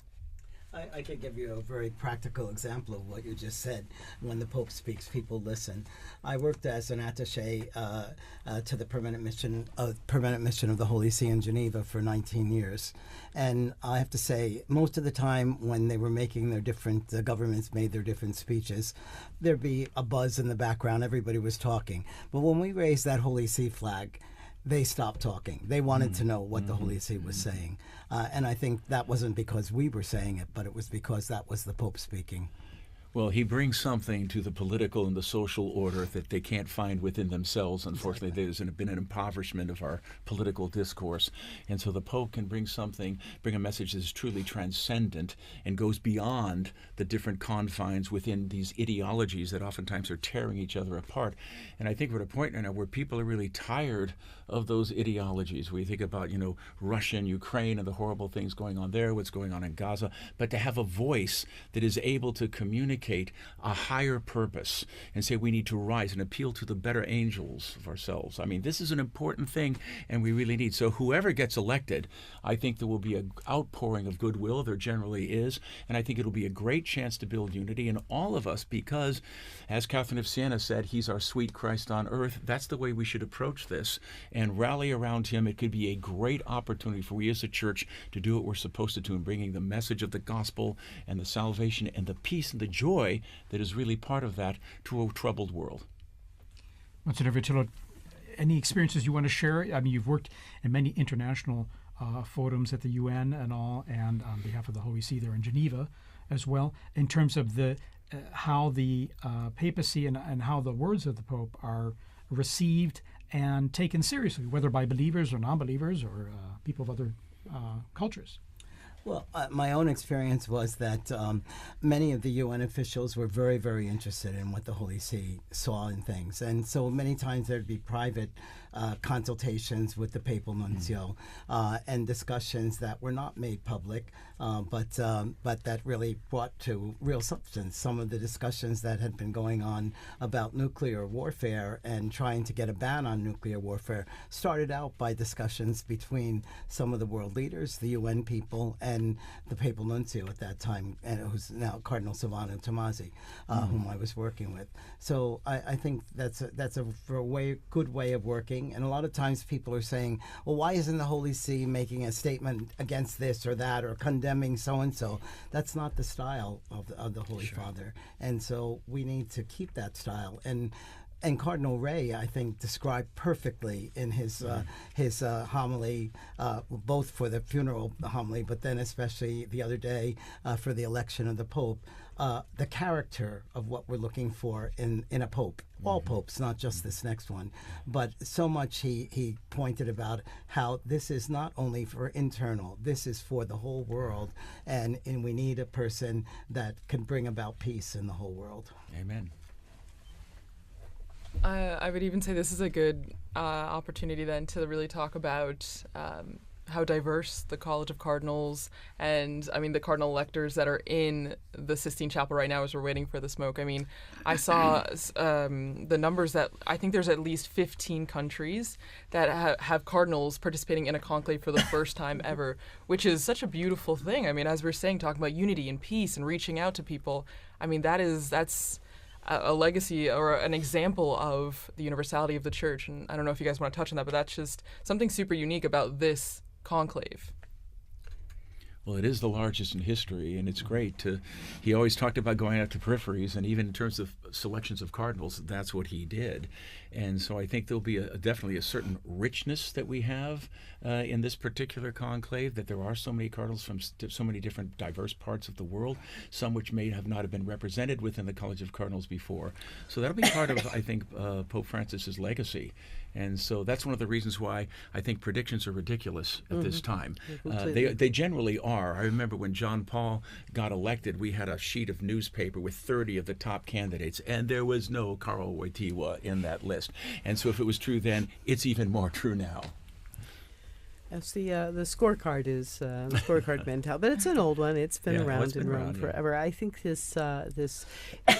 there are a couple of things, both when you were describing earlier the last days of Pope Francis, that really paralleled the last days of Pope John Paul II, where you really did see the Pope pouring himself out. This idea of the Pope as libation and this extraordinary. I mean, Pope Francis, the whole pontificate was really he would go to audience and then get in the ambulance, go to the hospital. I mean, he was quite a man.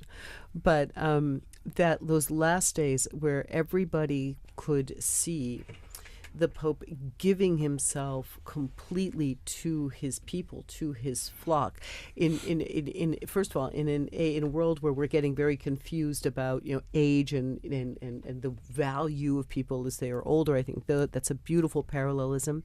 The visibility of suffering, that instead of hiding them away, it became something for people to really feel and experience. And I think also there's a continuity in this growth of the College of the Cardinals. I mean, we have been watching the representation of the College of the Cardinals, the growth of the Universal Church throughout the 20th century get larger and larger and larger. Now we've hit this really exciting new point where we have we've hit 15 new countries represented.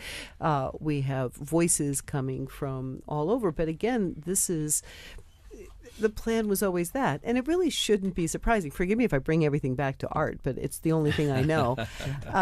But it shouldn't be surprising because, I stand in that Sistine Chapel shoulder to shoulder with people from all over the world, and they stand in that space where you have the invisible beginnings up on the ceiling, you have the invisible endings in front of you. It's always been meant to be that. Even in the painting of the Sibyls, you have Africa, Asia, Europe. The church has always been reaching out, and thanks to the new technology, thanks to transport, thanks to geopolitical transformations, this church is more effectively able to leaven in the furthest peripheries of the world.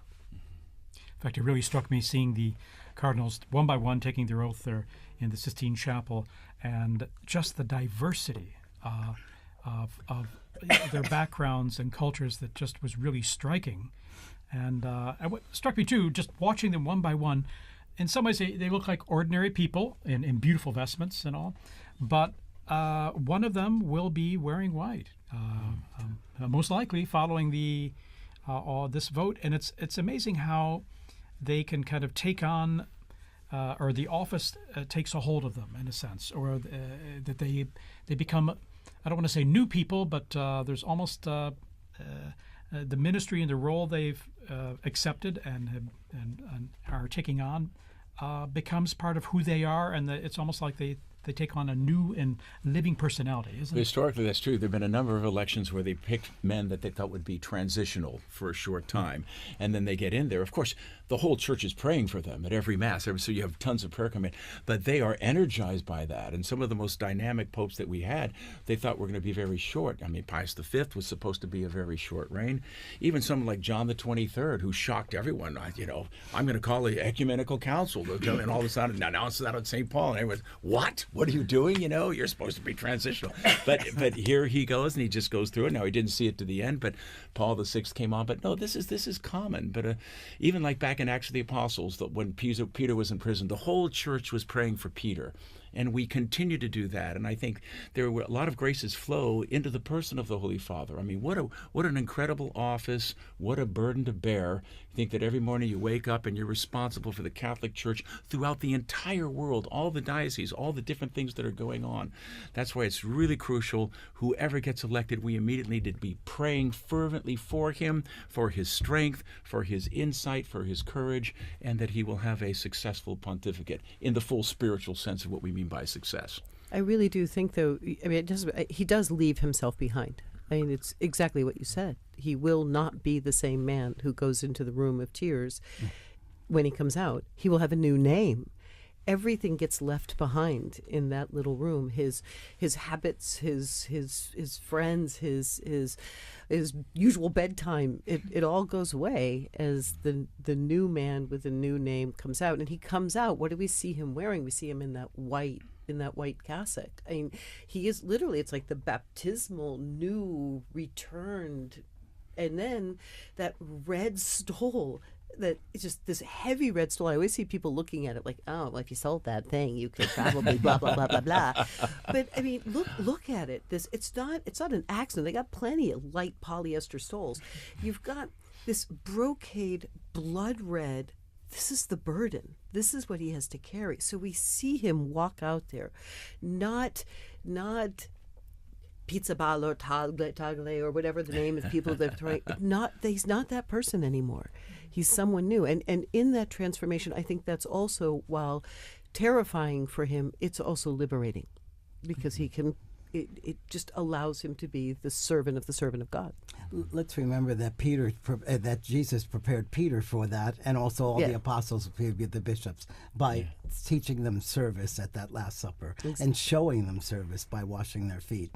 And here you had this this kind of rough and tumble Peter who said, no, you're not going to wash my feet. Oh, no. Well, then if you say you have to do it then why don't you wash my head too? And yet, he was showing them what it was to be of service. And I think that we have to connect with the papal vocation. It is of service, and it's service to everyone in the world. And that all the more that Pope needs our prayers to be strong in all of that. Yeah, Gregory the Great was the first one to use it. Servus servorum Dei, the servant of the servants of God. Yes, exactly. Beautiful expression. And the challenge for any pope, because no pope can be everything to everyone.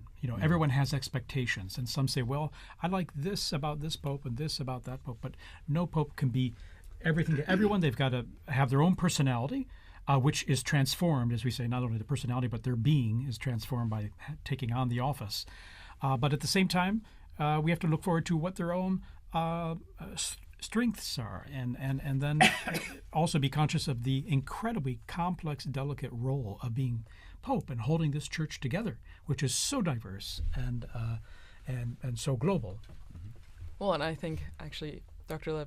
Liz, you brought up a couple times, right, that art. It all comes back to art, and I think it's really true, because even just you guys talking about the moment when the newly elected Pope goes to the Room of Tears and then eventually comes out to that loggia, the balcony, right, and in St. Peter's Basilica, and right under that, if I'm not wrong, there's a relief that shows Jesus giving the keys to Peter, which then symbolizes, the entire thing. He starts his pontificate with that right under him, remembering that is his call. And those keys are pretty big.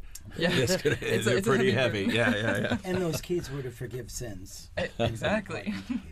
And also there was also a mosaic underneath, which is Jesus saying to Peter, "Feed my sheep and lambs." And that reminds me of, again, new technology which gives us views of things that we didn't have before. When Pope Francis came out on the balcony, there was a shot that came from behind his head. So we saw what he saw. And you looked out into this sea of faces of people just looking up. And despite the fact that we joke about all the screens there, I remember that day, just all of those people with this expression of, who are you the one? Can you help me? I mean, just this, feed me, literally. And so I think that's, yes, I think it's a very important part of the art, telling the story of, or underscoring the role of the Pope. One of the beautiful things about Pope Francis that night also was, I remember he reached out to everyone and said, "Would you please pray for me?" And then there was a really about maybe 15, 20 seconds of silence, and everyone in the square, everyone had their head down, and they were praying for him. And so that sense of receptivity was not only was there to impart, but as a brother in Christ, he was receiving as well, which is always a sign of humility, the willingness to receive. That was a beautiful, precious moment at the beginning of that pontificate as well. In fact, the weight of the office itself must be frightening. And so when we speak of the Room of Tears, where the new Pope, who's accepted the election and to take on that role, has time to pray and to let it soak in, it's got to be, I imagine, the weight, the burden of it, even if sustained by grace, and it must be immense and massive, especially as they peer out on the central balcony of St. Peter's Basilica there and seeing the crowds and seeing what all this entails. I remember the day after Benedict was elected, he met with a group of Germans who had traveled there, and he referred to the whole conclave experience. He said, "As the guillotine continued to descend," and I just think, oh my gosh, this poor man. I mean, that's why your heart, it has to, whoever it is, your heart has to go out, because life is going to be very, very difficult, very, very difficult change. Like you said, there's going to come a time when you will be bound and you will be led where you would not go. And not everyone has been gung-ho wanting to be elected Pope. There have been reluctant ones. I think Benedict XVI tried 3 times to step down and retire from the Holy Office, his work there. But John Paul said, Jesus didn't get off the cross. I'm not retiring, and you're not either. But he soldiered through. Also was very reluctant. He said he would refuse at the beginning of the conclave, and when the guillotine began to come down, began to descend, they saw him going, nope, and apparently he had to have a talking to. But I think they're also very aware that they cannot solve all of the problems either for the church or for the world. Sure. And Pope John the 23rd talked about how after he tried and tried, he'd finally, in the evening, would say, "God, it's your church. I'm leaving this to you now, and I'm going to sleep." So I think that's the kind of thing that they have to learn and practice as well. Absolutely. Okay, we're going to take just a brief break here with a little music. We're still under a smoke watch. Okay, there's not a smoke warning yet, but there could be very soon. Who knows? So we'll be back with you in just a minute or two here to continue our coverage. And by the way, now 20,000 are gathered there in St. Peter's Square, and the numbers are increasing.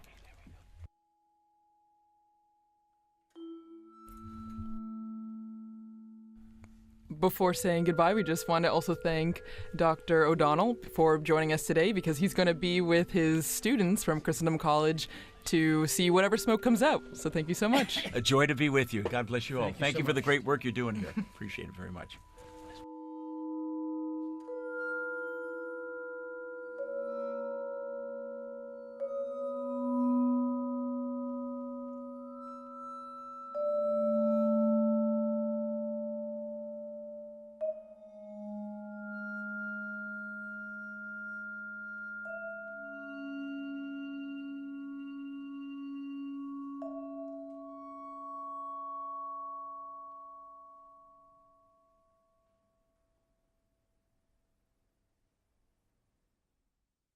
Deus meus, Deus meus, ut quid de reliquisti me?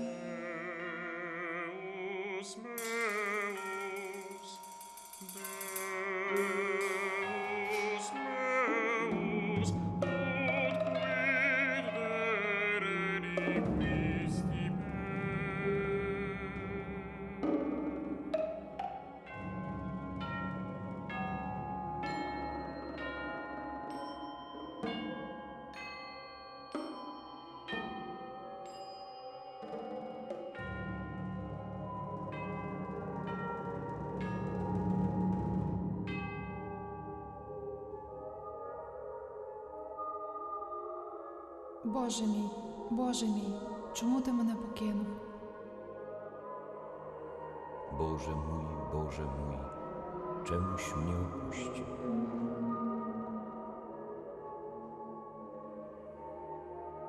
Dio mio, perché mi hai abbandonato?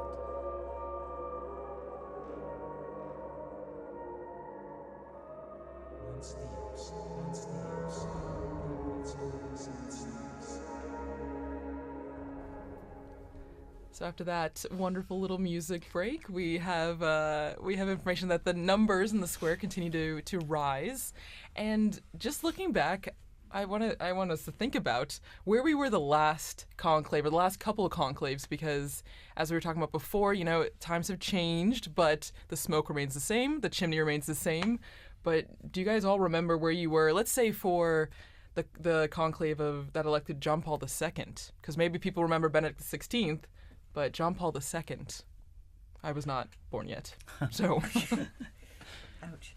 I just have no memories. I right in 1978. I was an age that was not good at outward contemplation and much more into perhaps who was the most interesting pop band of the time. So I just sort of found out at school. Also, I mean, to the social media question, these were things that the information was not as instantaneous. I mean, it really was sitting at the edge of your seat. There was something going on in Rome, in Chestnut Hill, Massachusetts. I still had my homework and had to go home and go to soccer practice, Right. or all the different things.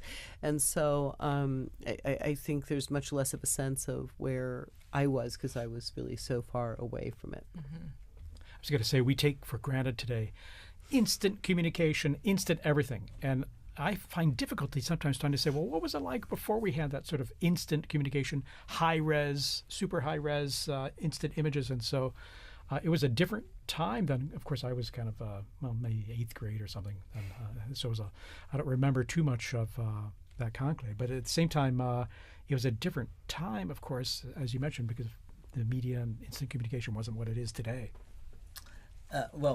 I'm 78 years old, so I wasn't in high school at that time. I was a priest in my diocese and also going to social work school, but I was also directing a psychiatric treatment center for children. And so it was there that I was working, and I was in my office doing clinical records and things like that when one of the young children who was with us came to tell me that we had a pope. And then I think I mentioned earlier that he also told me that the pope was Polish, and I said, "Oh, Billy, don't be Don't spreading those rumors around, And then he dragged me to the television set and showed me, yes, indeed, the pope is Polish, and I didn't have the time to go sit and watch television in those days, day or night, but it was a wonderful experience to know that we now had a pope. But even to ask, how about a month before that? when because there was an election just before that as well. Well, you were talking about John Paul II getting, and then John Paul I. John Paul I. Sorry, though. If I can rewind even a little more. Yes, with John Paul I. Well, first of all, it was one of our child care workers. One of our child care workers called me late at night to tell me that the Pope had died, and I said, "Oh, I think you're thinking a month ago. So we have a Pope now, and of course it was very true. And then it was when John Paul II was elected that I was telling this story. Yes. Well, and so we'll go back deep into the archives of Vatican Radio, and we'll look at a conclave that none of us, I think, were around for. But before we do that, we want to say a special thank you to Dr. Lislev for being here and sharing such amazing insight into art history, and how that plays a role in the conclave even today.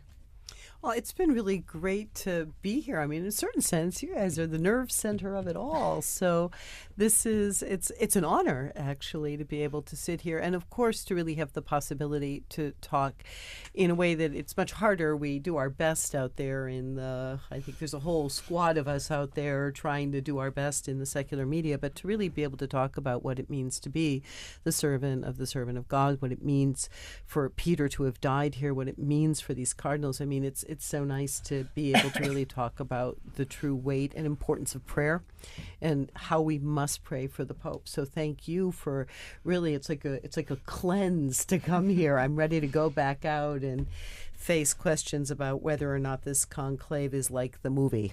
Yeah. Oh, yeah. The hot topic of the day. At the same time, I often think sometimes the movie or even other media productions can offer an opportunity to say, okay, yeah, you saw that, you read that book, but in reality, this is how things unfolded in history.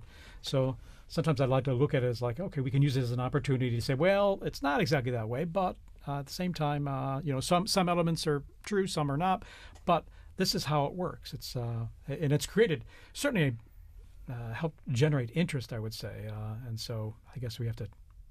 Be grateful for that. So returning to the question of art one last time, that is the joy of the Catholic imagination. The Catholic imagination can see through to the potential of almost anything. And so even though this is a tawdry story or it's an incorrect story, the Catholic imagination can find that pearl that is beautiful, good, and true and bring it out and turn it into something fruitful and wonderful. So, yeah. Wonderful. What a Thank great you note to so end much on. for Thank being you. with us here. And so we will launch into this old interview that we have from our former colleague, Veronica Skarsbrick, with Father Martin Nolan, the one-time prior general of the Augustinian Order, who was actually in St. Peter's Square when Cardinal Angelo Roncalli was elected to the See of Peter on the 28th of October, 1958. You're listening to Vatican Radio. I'm Veronica Skarsbrick. And I'm about to bring you an archive interview with Father Martin Nolan, one-time Prior General of the Augustinian Order, who was in St. Peter's Square when Cardinal Angelo Roncalli was elected to the See of Peter on the 28th of October, 1958. But why don't you listen to his memories of that day?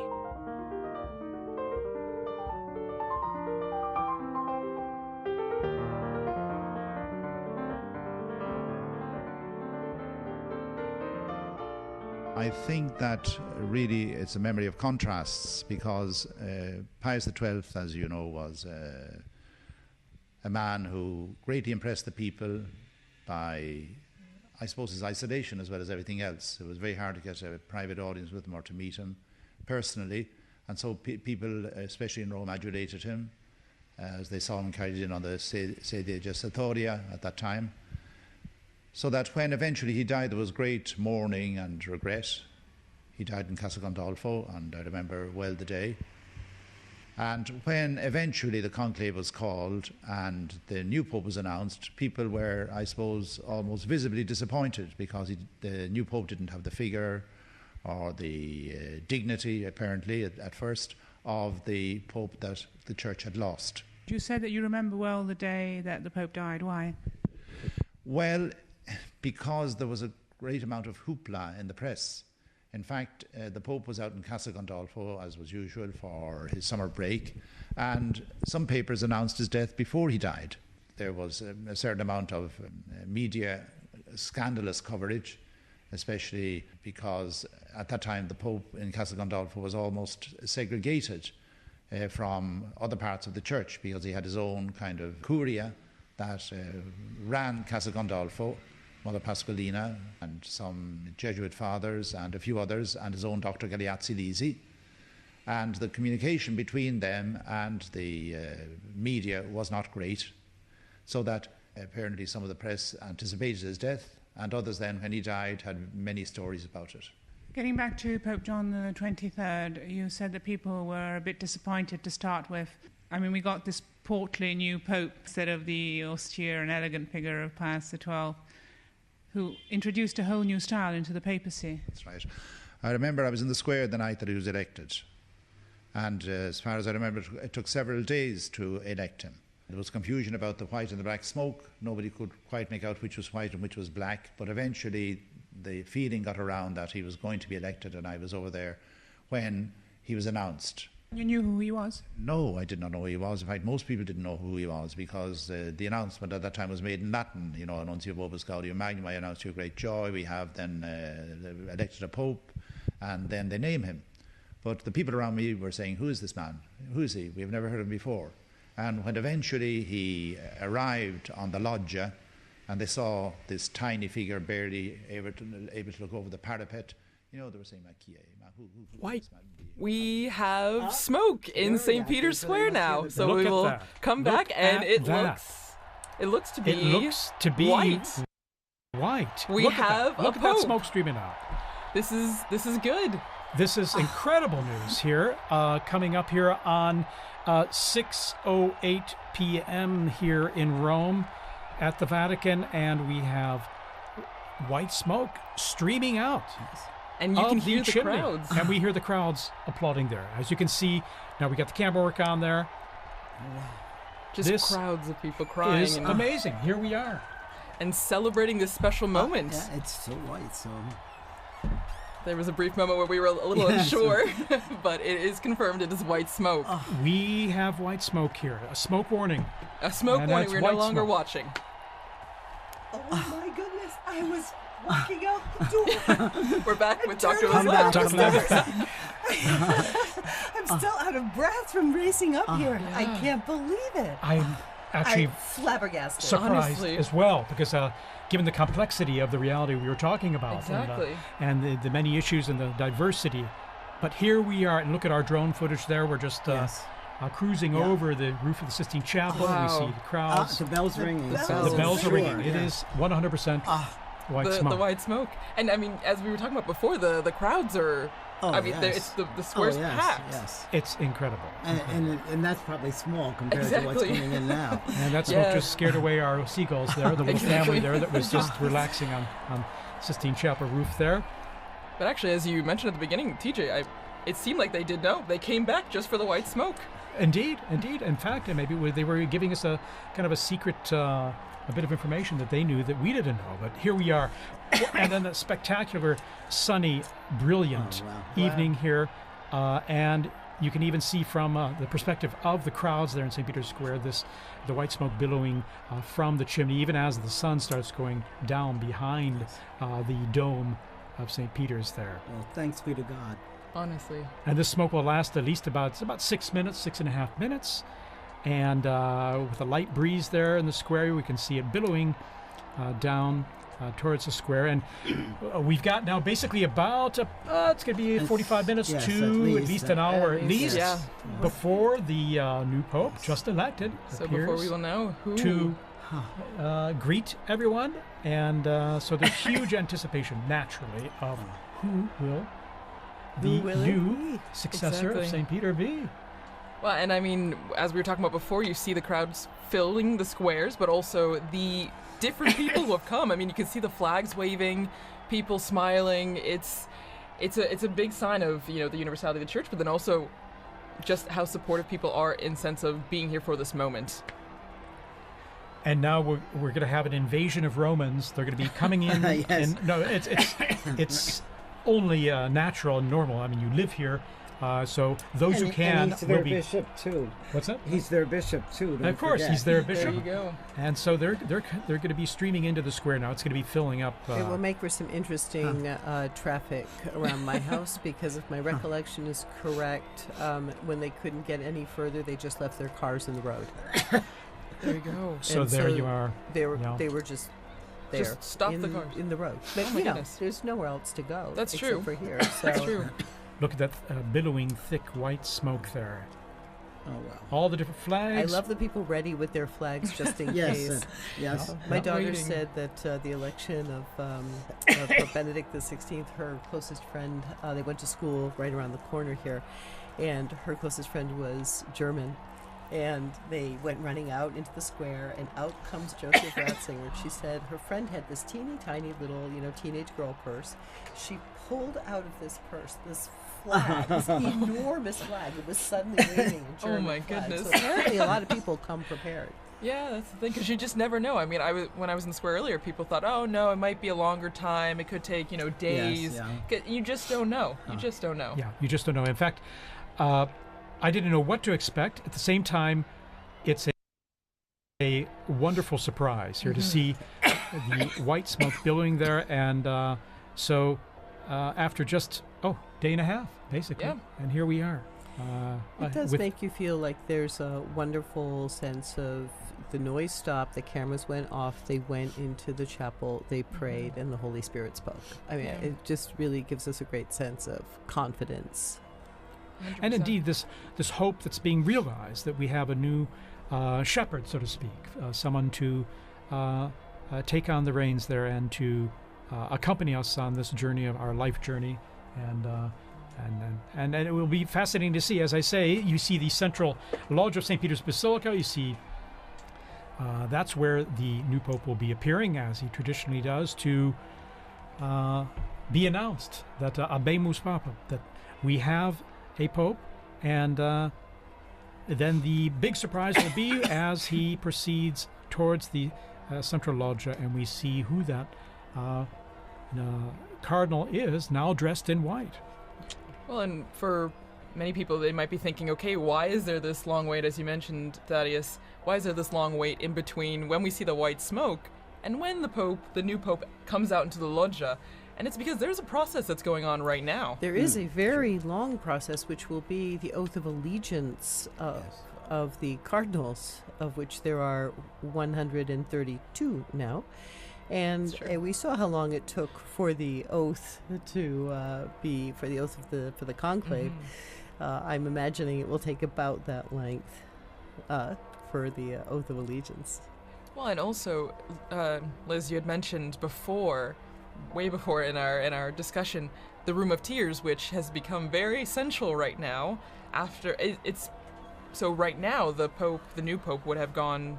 Or is it after? I would think that the ballots are burned after. I think he's already, and I think that's one of the reasons why this is kind of a funny Later, hour. yeah. Right.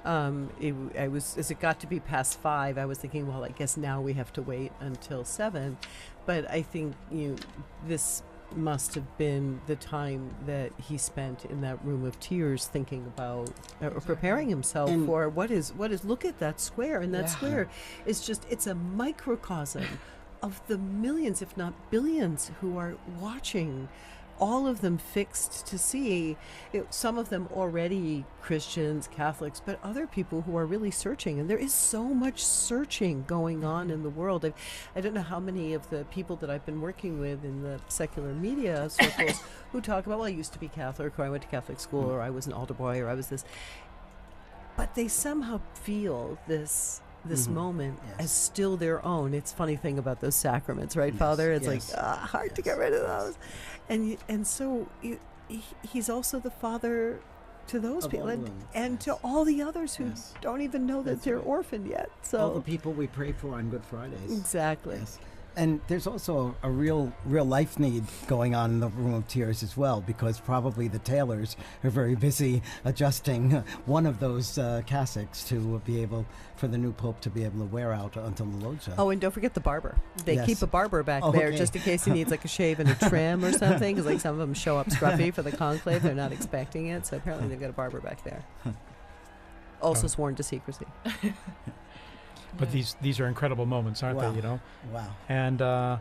And what a surprise! We were sending out that report on looking at history, and here we are, the smoke billowing out, and here we are waiting now to see who the new pope will be. Well, and as you mentioned, TJ Thaddeus, this is we had just heard in that archived interview. I remember where I was when Roncalli was elected. Yes. And now we will all remember where we were at that moment when this new pope was elected. I mean, we would have been here seeing these flags from South Korea, from Spain, from everywhere, from Serbia, from Croatia. It's amazing to see. I'm old enough that I actually saw Papa Roncalli here in Rome at a general audience, yes. I came as a child and was brought to the audience, and there he was being carried in on the sedia gestatoria, and he really was the smiling, good Pope John. I mean, he was just so warm and loving. And friendly, yeah, sure.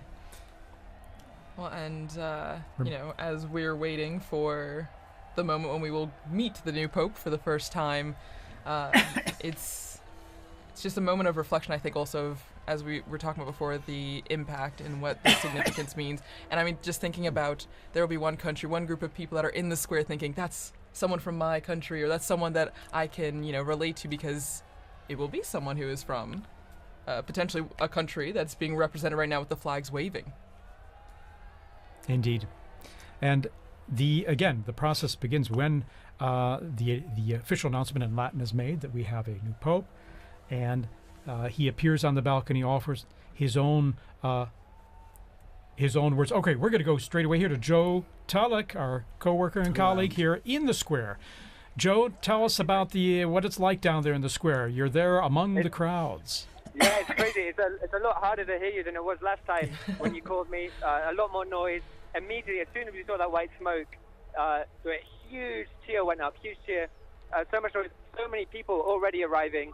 I can't see them obviously, but I know that they're running. They're streaming towards the piazza from all over. Yeah, huge atmosphere, huge sense of expectation, and more people arriving every second. Was there a moment where you heard gasps? Was there a lot of surprise? Did you feel like people were shocked that the smoke happened right now? Yeah, I think so. I was not surprised, but it's after, we think, probably 4 votes, right, or maximum 5 votes.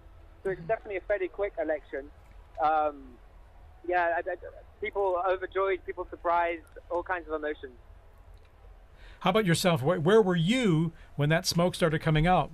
Because I think many people were assuming it would be a little later when the smoke would come, whether white or black. Yeah, that's right. So I was here on my phone trying to send back some of these interviews I've been doing, and I wasn't very successful at sending them back because the internet here is so slow, and so that was kind of what was on my mind, and suddenly I see the white smoke and nothing matters anymore, so it came as a surprise for me as well for that reason. What a moment. You can really feel it in the crowd here. Huge moment. Well, amazing. And I mean, as you mentioned, there's still people running to the square, and there will be probably for a long time, Joe. I mean, because people will be flocking to see the new pope coming. Yeah, that's right. And all kinds of people here as well. I've been speaking to priests from all over. I spoke to a nun from Samoa, right, the island of Samoa. I spoke to a Buddhist monk, and that's one of the interviews that I wasn't able to send back to you guys. Oh, wow. I spoke to a Buddhist monk from Thailand who said he was in Rome by chance. He just happened to be in Rome visiting a friend, but he was in the square on purpose because he really wanted to be here. He said that although he's a Buddhist, that Pope Francis really meant a lot to him. And he said he was really hoping to see the successor. And so that was really nice. And he said he described it as a gesture of interreligious friendship. That's what he said to me. A gesture of interreligious friendship, solidarity. That's why he wanted to be here from Thailand, a Buddhist monk. Beautiful. And our camera work here, we were just zooming in on that balcony from where the new pope will appear. Joe, tell us about, when you're explaining to people in the square, what's next, what's going to happen? I'm sure people are asking you, so what happens? The pope's new elected. That's right, yeah. So I've been explaining to people exactly. So we know that right now the pope is, he's got a few things to do before he appears on the loggia. So we'll have the cardinal proto-deacon will come out, unless of course it's the cardinal proto-deacon that's been elected. And he will give the Habemus Papam, the announcement in Latin. We'll hear said in Latin the name of whoever's been elected Pope, and people will be listening very carefully, trying to see if they can catch that name. And if they can't catch it, they'll see the Pope a moment afterwards, because the protodeacon will leave the balcony, and the Pope will come out and he'll greet the people. He'll speak probably in Italian. He'll probably say a prayer and deliver his first address, and that's what everybody here now is waiting for, that moment when they see the new Pope for the first time. And Joe, how about yourself? You're going to be there for us, aren't you? You're going to be staying there in the square. Yeah, that's right. No, of course. I mean, CJ, there's nowhere else I would rather be in the world right now than right here in the square. So yeah, you couldn't move me from here if you tried. I'll be here. Fantastic. And you'll be telling all your friends about this experience you're having here right now in the future, I'm sure. Well, thanks so much, Joe. Cheers, TJ. Thank you, Joe. We're going to be back with you very soon for more update on all happening in the square there. So, Monsignor Vitilla, tell us a bit about this experience for you now. I mean, this experiencing it live, the smoke coming out here, and now our great sense of anticipation for who the next Pope will be. Well, it's just such a privilege to be here in Rome at this time, but also I've probably felt closest to Pope Francis because I've served him in different ways, both as in my work at Caritas Internationalis, and then also at the Secretary General of the International Catholic Migration Commission. I always used to say he's the best guru you could ever have to do public relations on migrants and refugees, and I don't have to pay him a thing, you know. So, and there were many times when I was able to meet him, and it was so beautiful an experience each time. So the emotions are more now than they were other times, because I loved the popes, but they were strange to me. I didn't know them so well. I met Pope John Paul II a couple times, but not as closely as working with Pope Francis. It's wonderful, it's exciting, and then it's a real privilege to be here at Vatican Radio and to have been part of our smoke watching together. It's now smoke warning, of course. So, and a severe smoke warning. Exactly. And white smoke, that makes it even more severe, so to speak. But it's severe good news, I like to joke and say. But I think it's going to be very nice. I'm very happy that I was here. And just when I was walking out the door, and I just thought, I don't want to be alone in this moment. Yes. This is a moment of ecclesia. This is the moment of people gathered together. I'm going to run back upstairs and knock on the door and see if they'll help me back. I'm so happy to be able to share this moment, and I love this view of the square and all of these people who are gathering together in really a tremendous sense of rejoicing. This is after our 9 days of mourning, after the shock of Pope Francis's death. We are rejoicing again, and that is very lovely for a beautiful, beautiful day in Rome. Yeah, stunning. Actually, perfect weather, and I like to jokingly call this kind of weather severe good weather. It's just wonderful. It's sunny and brilliant, and of course, I remember in 2013 when Pope Francis was elected. It was during the evening. It was dark out, and it was still cold. It rather was cold and wet and rainy. And the sun set later, but it was illuminated with the lighting in the square. And now the even improved lighting they have on the Basilica now. It's stunning. You know, the square and the facade, how they've renewed and the lighting.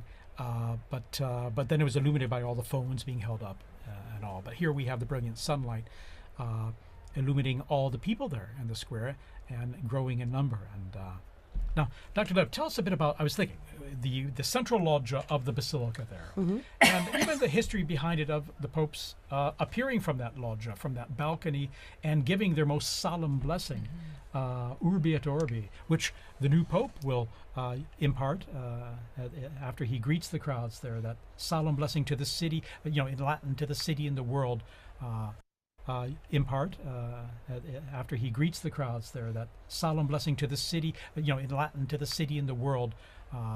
Which is that's the first task. That's his first act, is to impart this blessing, because after all, he is the Pontifex Maximus. He is the bridge between heaven and earth.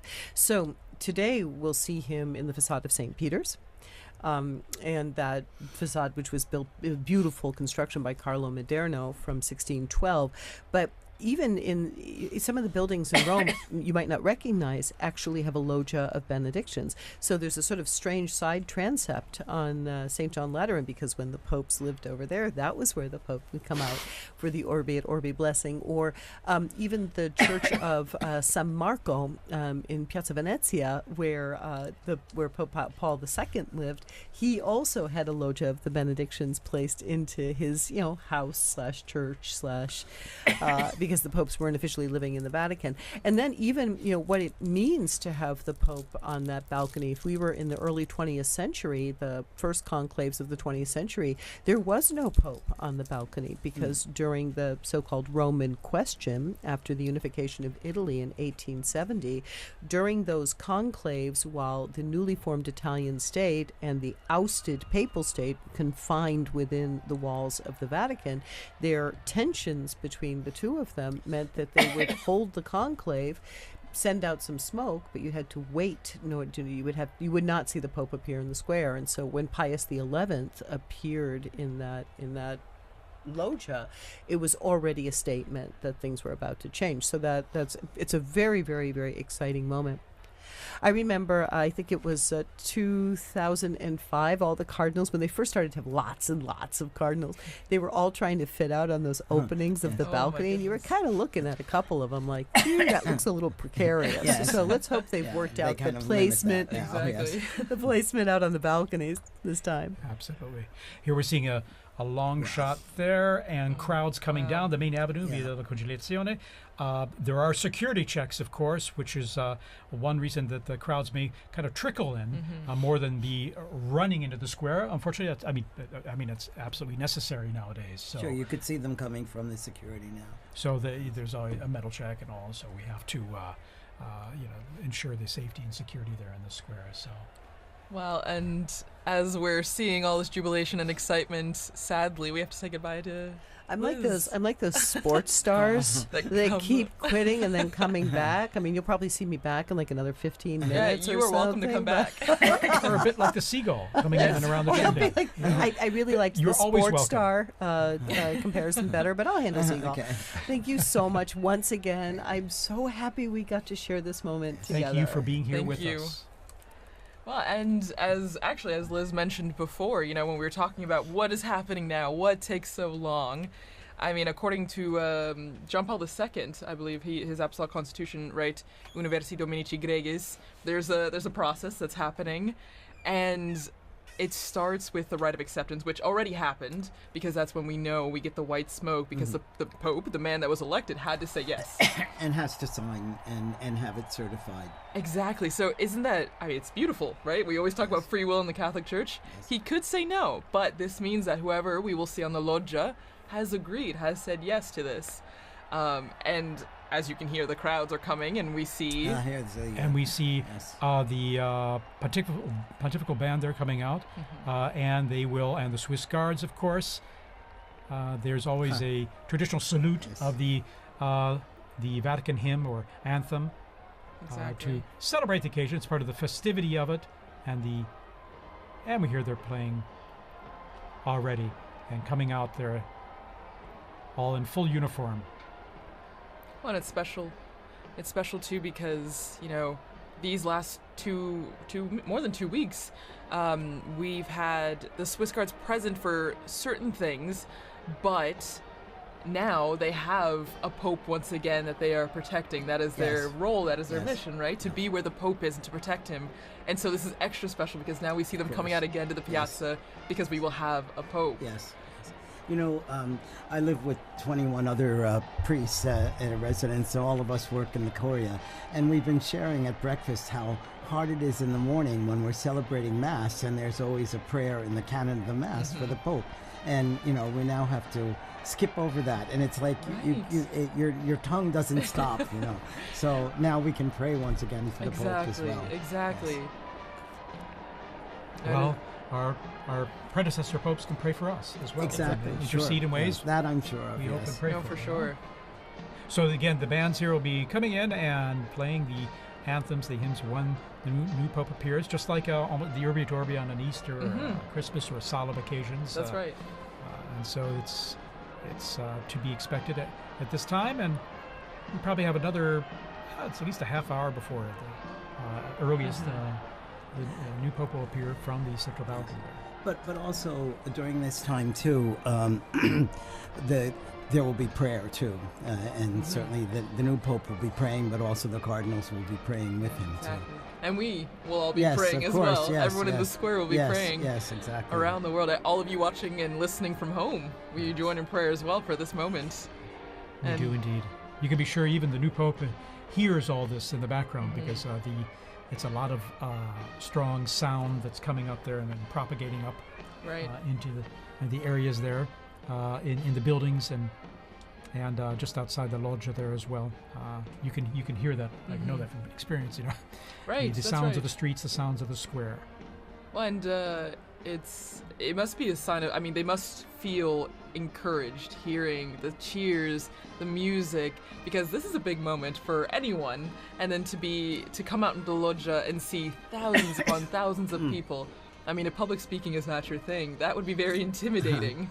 And so to hear the support of the band and the people clapping and cheering must be extra special for that person. Absolutely, a huge encouragement as well. Apart from the weight of the office and accepting and realizing the challenge, the immense challenge that they'll be taking on and responsibility, but encouraged by what is the fanfare we're seeing and hearing in St. Peter's Square right now. And as I mentioned, the crowds are filtering in, going through their security check before that, but the square is slowly filling up there with people coming in last minute to be here. Of course, they're lucky they have a little time because we have about this almost 1 hour before the new Pope will appear. And so we see in the blue there the gendarmes, the Vatican gendarmes and the band they have there, and then of course the Swiss Guard in uniform there in position. So, well, and just again behind the scenes, looking back behind all the process that's happening, I think is so interesting to think we're seeing the crowds waiting, cheering, trying to keep spirits up while they wait the hour or more until we know who the Pope is. And I think as we're talking about, prayer is also a central part of this aspect as well. I mean, before the Pope comes out, we see the first ceremony, the greeting, the Te Deum, where in the Sistine Chapel, after being dressed and saying yes, the Pope goes back to the Sistine Chapel and he takes a seat on a chair and a ceremony begins. And it's introduced with a greeting from the senior cardinal of the Order of Bishops, and then they read a passage from the Gospel, which, as we talked about with Liz and also Dr. O'Donnell, I mean, it grounds the mission of the Pope, the office of the Pope in the Gospel, in the message that Christ gave to Peter, feed my sheep, tend to my sheep. So I don't know, it's a really special moment, I think, when you look behind what's happening right now as we wait for the Pope. And speaking of the ground, please, just in the unbroken line of passing the authority and the responsibility of the papacy from Peter all the way on. And now, going on the ground there in the square, we have Sister Nina Krankic, who's from Croatia and is with us there in the square, and she works here at Vatican News and is going to share us tell us more about her own experience there in the square. Sister Nina, can you hear us? All of our listeners, to all who are following us online now. Pretty amazing. I just arrived here at the St. Peter's with my colleague. We just rushed out of the building and we just arrived here. It's so many people already gathered here. There's the orchestra playing, as you probably can hear and see. The atmosphere is so getting warmed up, and it's incredible. We're going to take our place somewhere here among the people, and we're going to wait for that special moment that is going to happen very soon. Sister Nina, you must have run out of the building there to get there in the square, because I mentioned the crowds coming in now there's got to be some bottleneck there, isn't there? Yes, we ran out of the building. All the colleagues started screaming, "Watch out, there was a white smoke." So we just ran out and ran through the crowd, and we're going now. We're here in front of St. Peter's, actually, so we have a pretty good position. So we talk a little bit later. I can tell you more about what's going on, but you actually cannot arrive at the square now because there's so many people from all around. from all around all parts of the home gathering here. So it's really hard to even enter the square at this moment. There's so many journalists. Everybody's doing Bethesda and interviewing people all around. So pretty amazing to see. So it must feel like a big party almost, I imagine, in some ways, doesn't it? Now the Italians well, you know what? are It's the coming biggest in. party that I would ever add. That's for sure. That's for sure. And we can hear the bands there. We see the Italian Carabinieri band that's coming into the square as well. They, so I imagine it's adding to the festive atmosphere you're living there, isn't it? It's very festive atmosphere, and even the Swiss guards are all here, and the music, the people, very festive, very beautiful, something beautiful to see. All right, Sister Nina, thanks for giving us that update there, and we look forward to connecting with you there again when possible. We know how it's a little tough with the cell signal there, given all the people communicating live on their cell phones and the networks there being a bit saturated. But thank you. Yeah, and I hope to talk to you soon, and you can still make it, people. If you're somewhere around, if you're somewhere close, you can still make it. So try to get on the square and don't miss this special moment. Wonderful. In time. And if you're watching in Bethesda, don't stay with us and wait for that special moment that's falling. And Sister Nina, by the way, this is your first experience of this type, isn't it? Your first conclave, and Yes. so it must be extra special for you. Oh, amazing. You know what? But even seeing that live, it's something so special. And seeing that many people. As we were coming here from the dicastery, from our building, I've actually seen people cry and screaming Habemus Papam, and which was so touching. People running and crying, and you feel that it's like a special moment in the history of the church and of the world. So it's something that it's just once in a lifetime. So I'm really grateful to be here now. Wonderful. All righty, Sister Nina, thank you so much for sharing that with us, and we hope to touch base with you there shortly, okay? Thank you for calling me. All right, in the meantime, good luck getting in the square there. Bye-bye. Thank you, bye-bye. All right. Well, and continuing, as we mentioned before, the atmosphere, but also what we're seeing. You see the bands, Father, as you mentioned, the Italians as well, coming up the stairs that we often saw the Pope Mobile drive up for general audiences. And shortly, we're not sure exactly when, but when the Pope comes out, there's a formula that is said in Latin, and for many of us, we might not have studied Latin in school. I mean, my Latin is quite rusty, so I don't know if maybe, Father, you know a bit more about what it's going to be said, and for those who might not know, what is the formula? What is said? Well, it says the proto-deacon, and it's Cardinal Momberti is the proto-deacon right now, will come out and say, I have an announcement of great joy, and then he says, we have a pope, Habemus Papam. I saw some signs there, and they didn't have the correct conjugation of papa, but that's okay.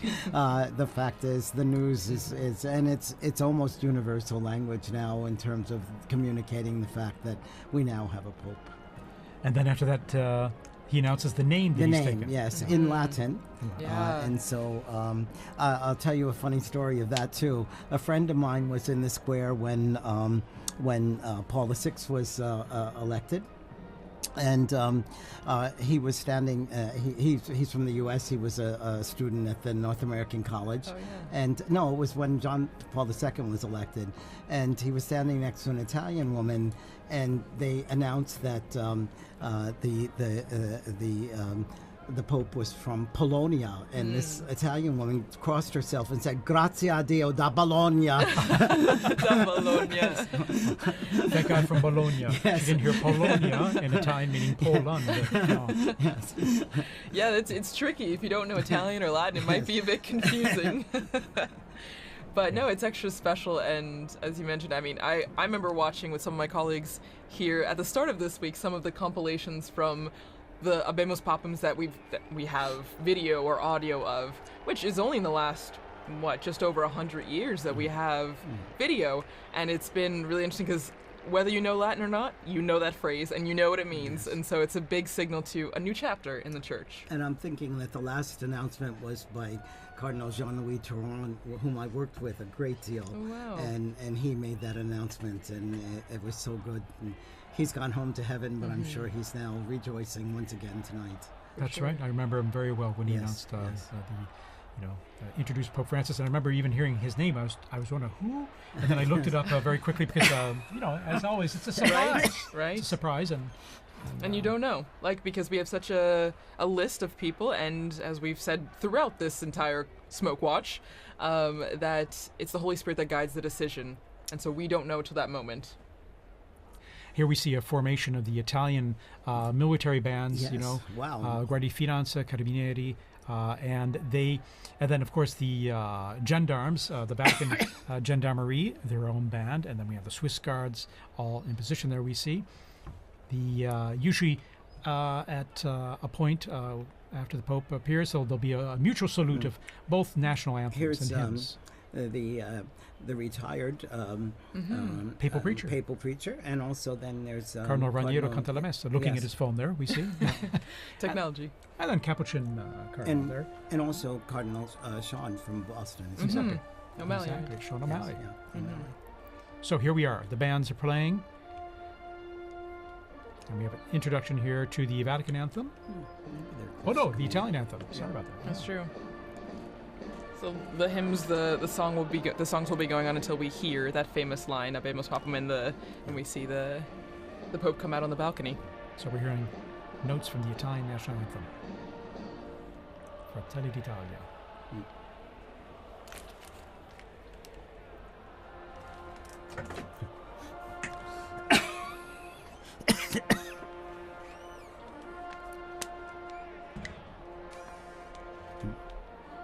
He must.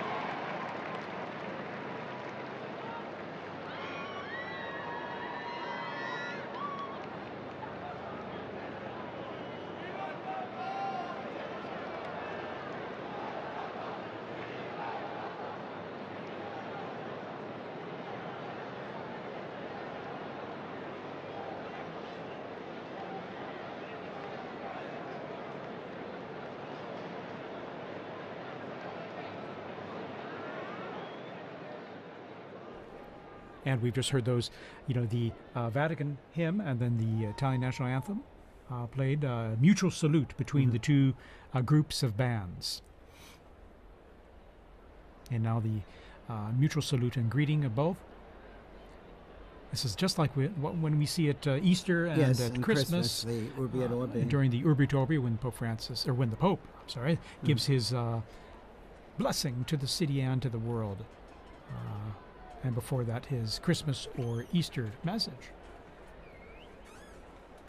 So the bands are lined up there as we await the curtains to be pulled back there from the central loggia of St. Peter's Basilica there. And even though the Holy See is a separate country, it's important for Italy to be involved in this too, because he's also the Bishop of Rome. So it's his flock is in Rome as well.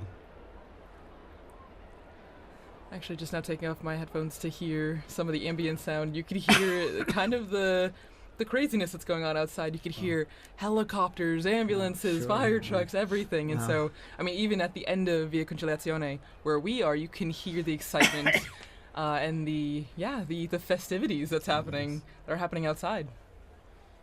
Monsignor, I think some of that chimney smoke has gotten to me, yes. There's a lot of pollen in the air, so it's definitely. allergy time here as we head into summer. But what a stunning view there. We have the sun just going down behind the facade of St. Peter's. It's always stunning, when it comes time to sunset there with, the facade facing east, but then when you're looking at the Basilica and the sun going down behind it, it's always so beautiful. So beautiful, yeah. But everybody's eyes are on this. Yeah, everybody's looking up, waiting for the doors to open and then the white curtains to be pulled back. Well, and there's actually a story about what's happening right now. Again, the Room of Tears, the Pope, the new Pope getting dressed, and we know that there are 3 sizes of the white cassocks because you don't know who's going to be elected, but you have to be prepared. And actually, one of our colleagues, Christopher Wells, who was on this morning actually on the Smoke Watch, was talking about Pope John the 23rd, and he was. That to let out. Yes. And actually, since it didn't fit, they had to tie it like a medical garment. Exactly. And so it's a funny little anecdote to just remember that. I mean, no one knows, and so everyone's prepared. But that's what's going on right now. They're trying on the garments, and they're seeing what's fitting. And of course, they have different sizes available to start with, but sometimes they might need adjusting depending. Exactly. We're all made in God's image and likeness in different sizes. Yeah. So there you go. See all those flags representing the different nations present. Also, it is the Jubilee of Hope, and so we have pilgrims here for Jubilee events over these days as well. I think I read about 15,000 for currently in Rome just for the Jubilee themed events. For pilgrimages that were organized well ahead of time. Well, and we're hearing from our producer, Francesca Merlo, that they're looking outside our building, and as I mentioned, there's helicopters, but they're blocking off the roads, and that's what Liz was mentioning too, that people are stopping, and they're just trying to get to the square as fast as they can. So it's a moment of organized chaos a bit in the square and around the Vatican. We have reports that there are people literally running to get into the square. And they will eventually, as they go through the checks and controls there. They do an extraordinary job of the crowd control as well, with these many people coming into St. Peter's Square and avoiding any potential problems or issues due to that. So. Well, and that is, you have to think that, I mean, maybe everything has a purpose, right? Everything has a reason, because we have this time in between the white smoke and the Habemus Papam, maybe also for everyone to get to the square. It's a dual-edged sword. The new Pope is being prepared and ready to go to the loggia, but it's also to let everyone who can get to the square to be there for that special moment. And we're seeing it with our Vati drone footage here, as I'd like to call it. And you can see the square there. It's just wonderful. You can get a sense of the crowds, and then on the people kind of streaming in from the main avenue, Via della Conciliazione, and some of the side streets there.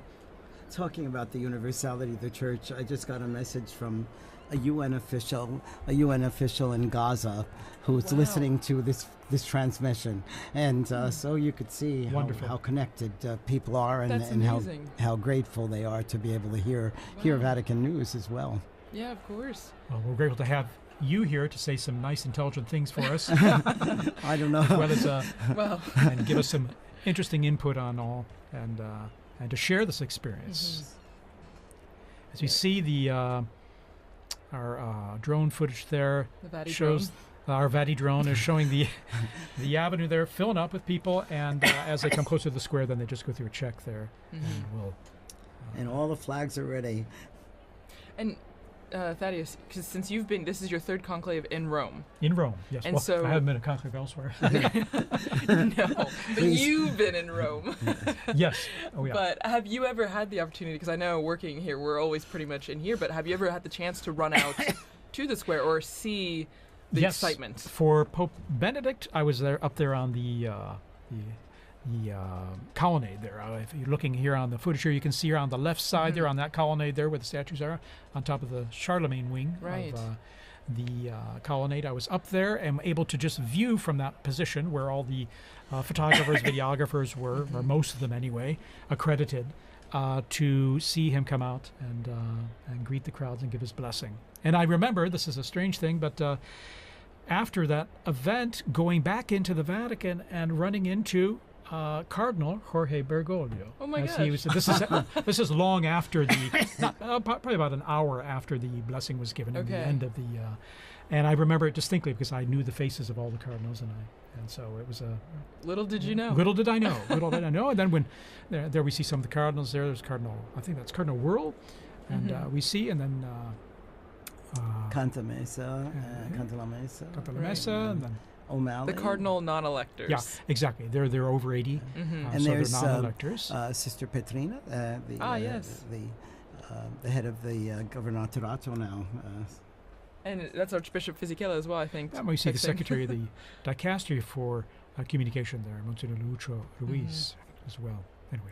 Well, and so, Thaddeus, was it? I mean, obviously, it's very different being inside here, but the excitement is still pretty much the same, being on the braccio, the colonnade, and being very here. much so, because you're seeing things up close, and not only into the bells I was mentioning earlier that you hear very clearly and loudly, but then seeing from a unique angle, almost at below the level of the central loggia, but higher up from down in the square. In 2013, then I remember I was down the street on the Conciliazione looking out the window at the crowds on Via della Conciliazione, and I could see the central loggia from which Pope Francis appeared then in 2013. So that was my other experience, per se, and a unique one at that. And now here in our studio here, right close to the action there. Exactly. It's a third privileged experience. And again, what's really... you really feel is the excitement of it, and the joy of having a new pope, but then also the expectation: who's it going to be? Right.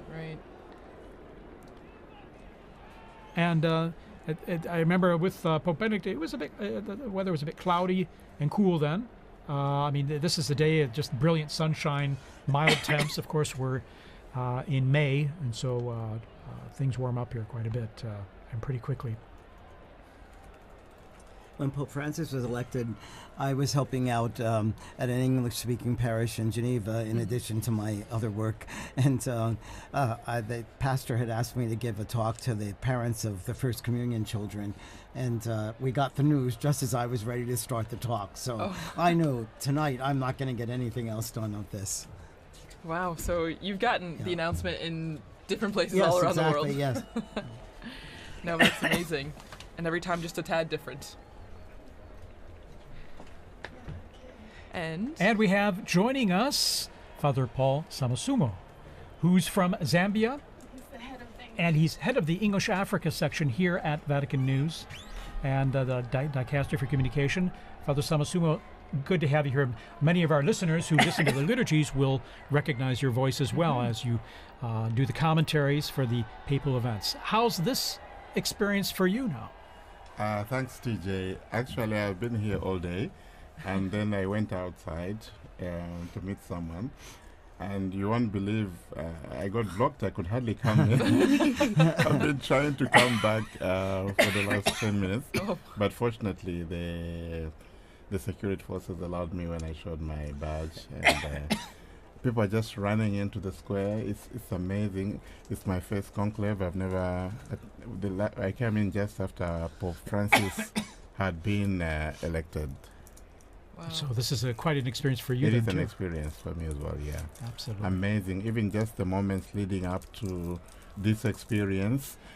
I live in a house where some of the cardinals also were staying before they moved to Santa Marta. Of course, they had their own little tables, and sometimes we just provoke them. They had sought secrecy, of course, confidentiality, but it was so wonderful, and the dedication of them going to the congregations, the meetings, and even the non-electors, some of them live there permanently in our house.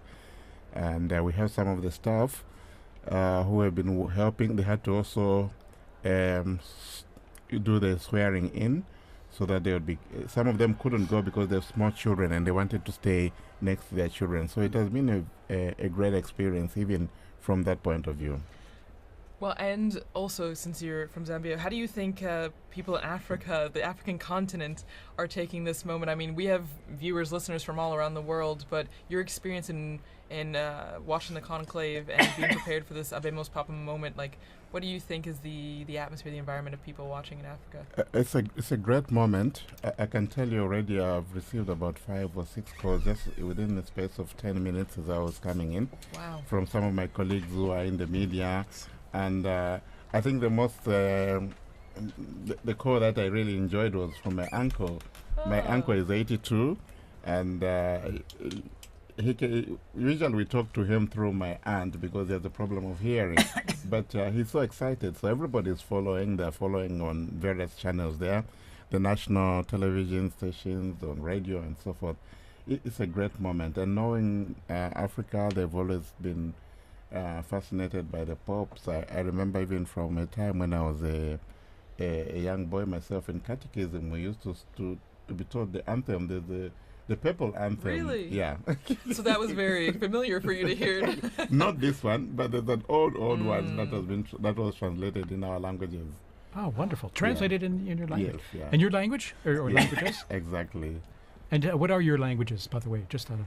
Well, I'm from Zambia, and Zambia has 72 languages. Oh my goodness! Of which 8 or so are the main ones. Okay. That's widely spoken. English is the official language, so you can get by with that. Fantastic. And I imagine people tune in even to our live streams, even if it's in Italian, Latin, or with your translation in English. I imagine it's a way to connect people. Tune in the same, even if they don't understand what's being said. It is, and some directors of some of our Catholic radio stations. I'll give you an example. For in Kenya alone, there are about 11 Catholic radio stations. Wow. So they've been asking, what time is the smoke? Why are we having the smoke? Yeah. Well, and it's really interesting now that we have you, Father Paul, in here, because as we heard from Father Bob, we had a message from Gaza, listening there, and then now you hearing messages from all over, and exactly. So it's the wide-reaching effect of this moment, and as the message or the theme that we've seen throughout our conversation has been universality, and how this is not just a moment for people here in Rome, and not just for Catholics, for people everywhere. In fact, I'd like to thank people around the globe tuning into our live stream here. Maybe you're watching on a local or a national network, local Catholic radio, wherever you're listening. Thanks for joining us here. We're going to be providing you with all the information we can as we await this historic moment to find out who the new Pope is. And we'll know pretty soon. It's been about about a half hour or so since the close smoke. to an hour. An hour. An hour? Okay. It was around 6 Time o'clock flies. Rome Okay, time. There you are. It was 6:07 or something. Like so that. Any moment now there. And we see the crowds are coming in to the square, still streaming in, slowly but surely. On the sides there, you can see on the right side and on the left side after they've gone through the checks there, and then coming into the square, and they can all see things pretty well because there are these big television screens and good high-res ones too in the square and along the Conciliazione Avenue leading into the square. So many people, they can see just what we're seeing all together here, these same images and coverage. Sometimes there's some text message or some subtitling there and info for them, but they can get a good idea of what's happening even if they're not up close, thanks to the nice new technology we have out there. Well, and I'm sure, as we all talked about before, and Father Paula, you would also, I'm sure, have experience with this, but using like the screens in the square, us doing this commentary, and you have to imagine that social media is blowing up with this moment, Oh, yes. I mean, everyone that's in the square is live streaming, I'm sure, taking videos, taking pictures, and so the news is spreading even faster than it would have 10, 20, 30 years ago. Exactly. Even just here in Rome, just the streets, the cafes. What I found interesting is, I'm sure you've seen the guys that sell trinkets and stuff. Sure. Some of them are from Senegal, from Bangladesh, and so forth. And when the smoke came out, this guy asked me, "Do we have a pope?" And he said, "Do we have a pope?" I thought most of them are Muslims, but that kind of interest is really very touching. And I found very moving, to be honest. Yeah. Absolutely. I have another story on that. When Pope John Paul II died, I told you I was on my way to Gambia, and I had to go through Senegal. So in Dakar, there was this long line that I was waiting to go in through immigration, and the guard pulled me out and said, the Pope has died. I said, yes, I know. So then he said, you come up to the front, and then he brought me to the official, and he said, you must have this father go through now because the Pope has died. And then he told me that he had a chapelet, a rosary from John Paul II because he was part of the police when John Paul II visited Dakar. Next morning, 5 o'clock, I'm back in the line because I have to then fly to Gambia. And again, he came, pulled me out of the line, got me through, is everything okay with you? It was really amazing. But you see, again, what the Pope means to so many people. And he told me he was Muslim, but, he was important religious leader. Right, of course. Again, I'm sure people around the world now are just tuning in, dropping in and out of this broadcast and other broadcasts to see what we're all waiting for with anticipation of who the new Pope is. And that should be very soon now. And we'll know, of course, not only from the video we have here, but then when the crowds let us know with their cheers and applause. And it will be we'll all be trying to give you immediately the name of the cardinal, which has now become the Pope. And as I believe, TJ, you mentioned earlier, or no, Father Bob, you mentioned it will be in Latin. And so we'll all be brushing up on our Latin in between, now and then, so that we will have the name correctly. And then we'll also get to hear the name that the new Pope chooses. Yes. To be I his think new... the name is always also interesting because it kind of gives his vision of what he wants to do with the papacy. Probably not what he wants to do, but what he, what inspires him. And Father had an anecdote there. I also have one. And when Pope Francis chose the name Francis, one of the Jesuits in Zambia told me, we were so excited because we thought you were chosen Francis Xavier. Yes. And actually, it was the next morning that Francis clarified that this was Francis of Assisi. So. Yeah, it's true, because a lot of people were trying to guess and figure it out. That's right. When he met with journalists, he explained the origin of the name that he took and why. Well, and it's special, like you mentioned, Father Paul, right? So it usually drives an idea of what the focus might be for the pontificate, choosing this special name. And we had mentioned earlier, right, that the person, I think it was Liz that mentioned, the person becomes a new person in that sense. The Pope is a new man because he gets rid of the old name, takes on this new name, and he's no longer just cardinal whoever. He's the Pope of the Universal Church, the Pope that is the symbol of the Catholic Church around the world, not only because, he is known as the Pope, but also because of his white cassock that is widely recognizable. We're seeing these camera shots. Those big television screens, people know when they're on camera, and so they have their moment of fame. They're a few seconds of fame, waving and greeting everyone there. So it's always kind of fun too. It brings a little involvement and participation for everyone. And it's good that the authorities, I think they planned this very well. You have screens around the Vatican, so that reduces also the congestion. We have the new square, which has just been redone for the Jubilee year here. So there's another screen there, just outside this building. And people are just sitting out there. They are not rushing to go into the square because they can see. And maybe they even get a better shot from, a better view from the screen there. So there are a number of these large screens surrounding the area. And I think it was very good planning on that part. Yeah, wonderful, in fact. And then even just the organization, I'm always impressed with the organization, crowd organization, how people are led into these areas to assure that they can get in. It might take a little time, but then also how everything has come off so well without a hitch. Again, it was almost prophetic because so much of the reconfiguration of the square and Via della Conciliazione was done for the Jubilee, but it served very well for the funeral and now for the new Pope. Yeah, the city has done all these works projects also to help traffic flow well through the area. And here we have... Yes. It looked like let's see here. That was Cardinal Schönborn, was it? Yes, and then also Cardinal, who was the head of the Christian Unity. That's right. That's right. Yes. Okay. And you can hear the helicopters. You can Yes. hear them in the Yeah, square now. yeah.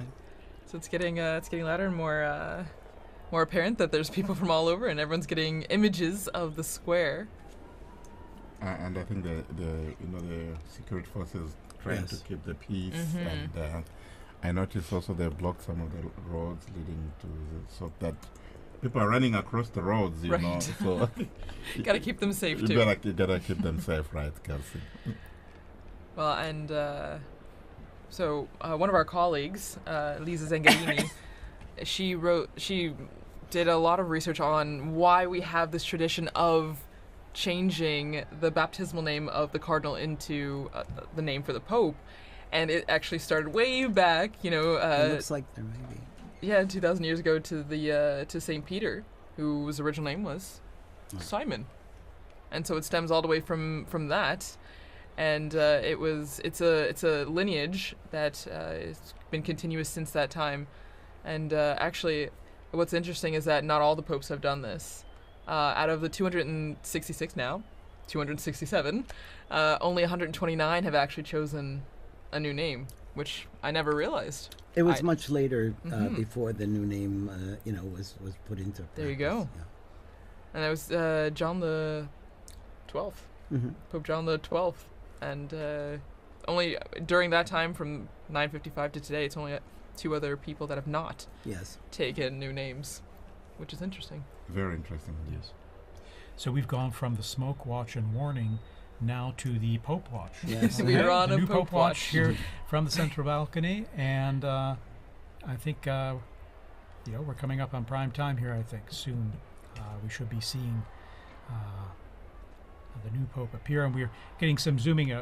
Some close-ups here of the crowds there, and we saw some Vatican officials. In fact, before. TJ, I just also wanted. I And know as well as the mayor of Rome is out there. Yes. We've gone, okay. Yes, Gualtieri. That's right. Before that, we saw, was it Cardinal Casper, right? Christian Unity, we saw. That's right. In the Casper, square there. yeah. Casper, and then.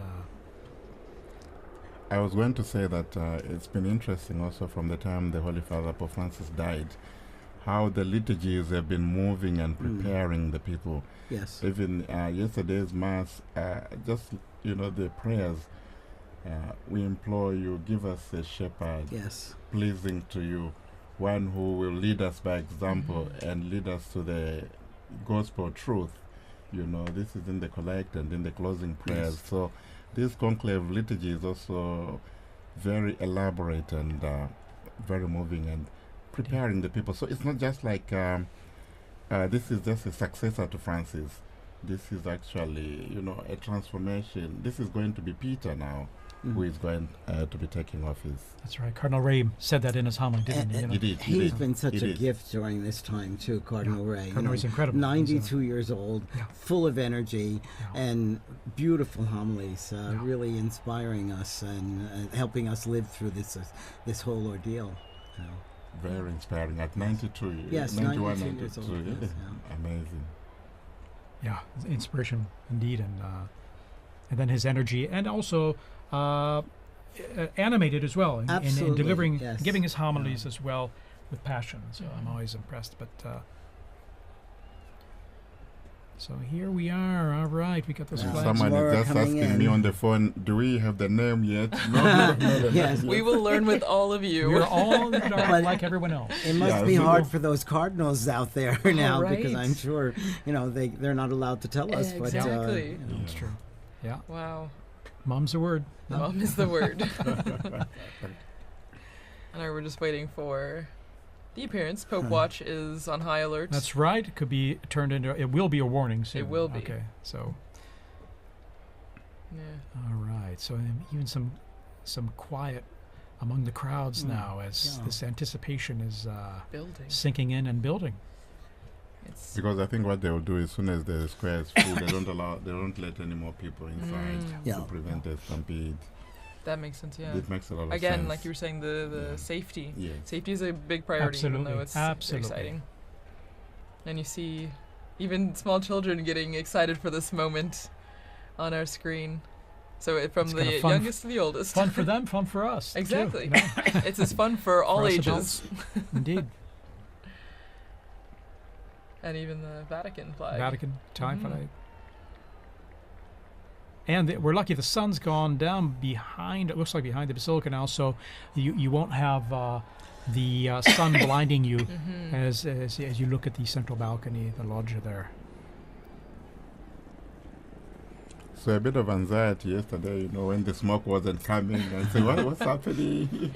Why is true. it taking that long, and so forth. But you could understand. I think, as has been explained, there's so much to do. Mm-hmm. There was the juramento, there was the homily of Cardinal Cantalamessa as well. Cantalamessa, you know. Then and then there was also the Vespers as Yeah. well. So I think it was understandable. But you could also understand also the anxiety and the joy and the excitement surrounding all this. Sure. Yeah. Of course. And then the first time going through the whole process of the voting process, whereas, by the time this morning came around, it was all, it wasn't anything new. They're going in there to vote. Right. And, before prayer, of course. And I mean, a lot of these flags that we're seeing on the screen as we wait for the Pope, it reminds me a lot of World Youth Day. The same kind of excitement, the same kind of building. Mm-hmm. You see young people from all over. It's a really beautiful image, and I think is again just a sign of the youthfulness of the church. We talk a lot about the future of the church, which begins with this new Pope, but the young people that are also present at this moment to see the historic aspect of this. It's really beautiful. And we see the internationality, the universality of the Catholic Church. It's a global a reality, and we see that in the crowds there in the square. And this we also saw during the funeral of Pope Francis. So many people. Okay, there's movement. Okay. Yes, there is movement. Here we go. The white curtains are behind the glass door. Now the doors are being opened. We see first. Here we are. Cardinal Mamberti. The Cardinal Protodeacon. Cardinal Dominique Mamberti. And he's smiling. He's smiling. He will give us the announcement. Here we are.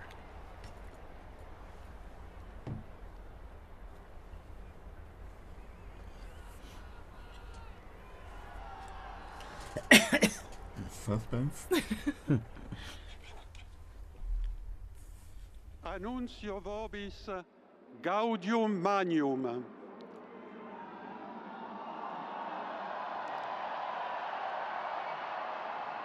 Habemus Papam.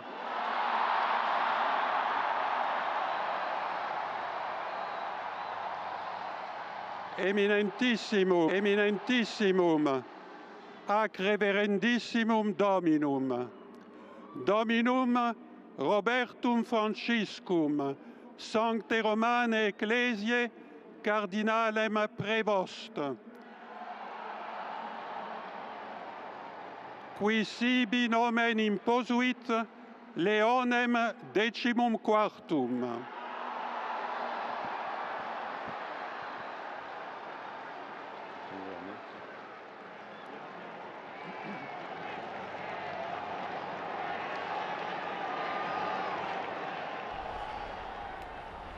So the Pope is Cardinal Robert Francis Prevost, who's taken the name of Leo XIV, Pope Leo XIV. Cardinal Prevost is an American, and he spent most of his ministry in Latin America, in Peru, and also in Paraguay. And he's an Augustinian father. He was the provincial in Latin America, and then became the Bishop of Chiclayo in Peru. And he then is also, he became the Superior General of the Augustinian Fathers as well. He's now he's been the prefect of the dicastery for bishops. We see the cardinal electors there appearing on the balcony there as well, with this joy and their smiles on their face. A great joy indeed, and well, it wasn't one of those papadulas, so to say. What a great joy. It's a wonderful joy, and he's from Chicago, yes, Illinois. Chicago. Okay, An American. An American. Yes. And an American. I think That's a historic moment. It is truly, truly historic. And you can see all the cardinals on the different Yes, balconies on the there. different For our radio listeners, you may not be able to see this, of course, but they're appearing on all the balconies to the left and right of the central balcony there. All of them clearly standing out with their red vestments and smiles, and waiting to again for all of us to greet this new pope as well. To greet the new pope. Which now we know his name. Cardinal Robert Francis Prevost, Augustinian. Amazing. And has served as prefect of the dicastery for bishops. A native of Chicago, Illinois, in the United States.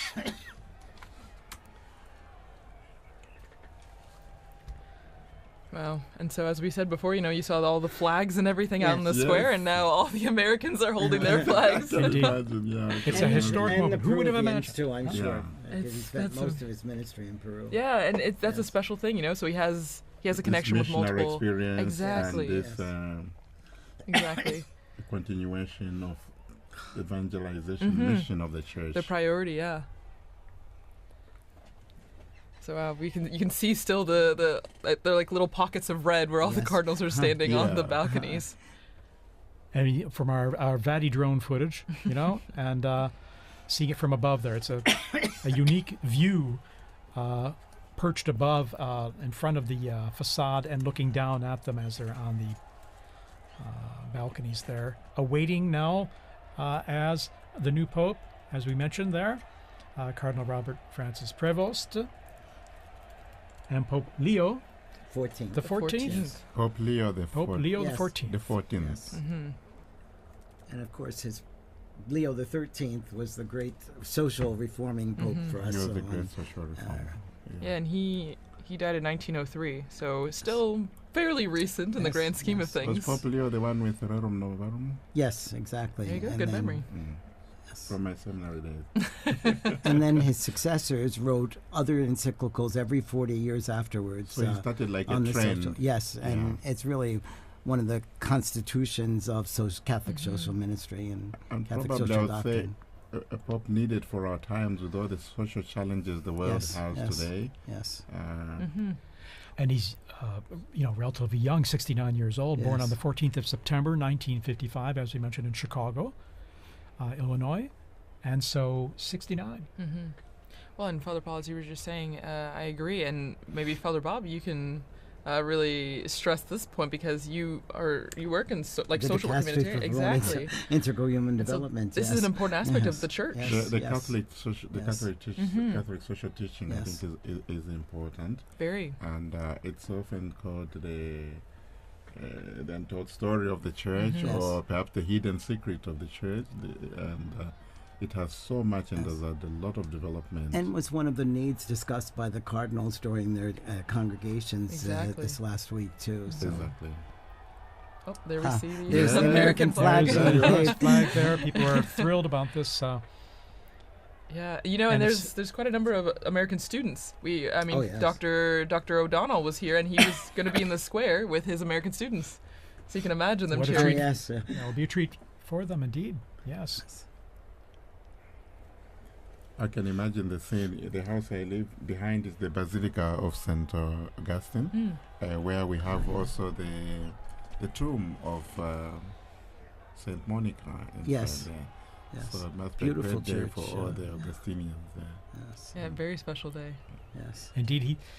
Looking at his biography in going back to more recent history, 1999, he was elected the provincial prior of the Mother of Good Counsel province in Chicago of the Augustinians, and after 2.5 years, the Ordinary General Chapter elected him Prior General of the Order of the OSAs. Ministry again entrusted to him in 2007 at their Ordinary General Chapter. And reading here, in October 2013, he returned to his province of Chicago to serve as teacher of the professed and provincial. He served as, and then let's see his roles there. And 3rd of November 2014, when Pope Francis appointed him apostolic administrator of the Diocese of Chiclayo in Peru, where he served many years, and he was made a bishop there. And and served there for many years. And then in March 2018, he became second vice president of the Peruvian Episcopal Conference. So working as a missionary there, a missionary bishop as well in Peru. Here we're seeing these beautiful shots of the yes, Vatidrone the there, cardinals, yes. of at the same level almost of those balconies, and all the cardinals kind of crowded in those balconies. And they look like they have the same anticipation that we do. Exactly. Exactly. Any moment now, Pope Leo XIV will be appearing. Pope Leo XIV. Will be appearing from that balcony. Pope Leo XIV. Looking again at his predecessor, well, the person he took the name from before, Leo the 13th, he actually, Pope Leo XIII had the third longest papacy, well, verified papacy that we know of, behind Peter, the apostle, and then John Paul II. So one from way back in church history and one from our very recent history. Long live the Pope. Exactly. No, and even on the screens now you can see a lot of people climbing up on the what are they? The lampposts in St. Peter's Square. Anything to get a Craning, better view. yes. Just trying to get a good view of the new Pope. And there we have the cardinals. These are the cardinal electors, right? Mm-hmm. Right. The ones that helped make this decision. Yes. Which, since we had 133 cardinal electors, then we had to have a majority of 89 cardinal electors to vote for cardinal. I found intriguing the fact that the voting takes place in the Sistine Chapel, where you have the last judgment. Right. So whatever you do, whatever you decide, that's between you and the Lord. Yes. Because the weight of the responsibility is so great. So very fitting, very telling, eh? Right. Well, and before you came in, Father Paul, Dr. Liz Lev was talking about the Pauline Chapel, and that's where the new Pope, now Pope Leo the 14th, when he will walk down this hallway in the chapel, and at the end of the chapel is an image of Peter crucified upside down, but the artist turned his head so that when the new Pope is walking down the hallway, Peter's eyes are following him up. There we are. Pope Leo XIV is now Pope appearing, Leo XIV. coming to the central loggia of the Basilica. Very special moment. Very special moment. And here he is. There he is, And the applause going up, the greeting, the waving. Big the smiles. How amazing. How amazing.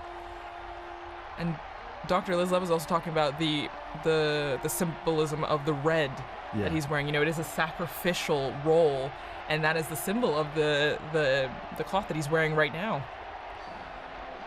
And we see this beautiful close-up view from the side there, at the same level as the loggia. Pope Leo XIV. Pope Leo XIV. Amazing. Smiling. A smiling and Pope, yes. You can see who wouldn't be taken by the moment. And I think going overcome through with his emotion. mind, you know, the weight of this responsibility. Oh, yeah. You can see it on his face. You can see it on his absolutely. face. Amazing. After this, you're never the same person. No. And we're hearing the bands below, the mutual salute of the anthems, the hymns, the Vatican hymn and the Italian national anthem, as we do traditionally at the Easter and Christmas, as we've mentioned. And after this, now Pope Leo XIV, he will give a greeting and impart his first apostolic blessing, the Urbi et Orbi, to the city and to the whole world. So that blessing extends to everyone who is watching, everyone who is listening, your family, wherever you are.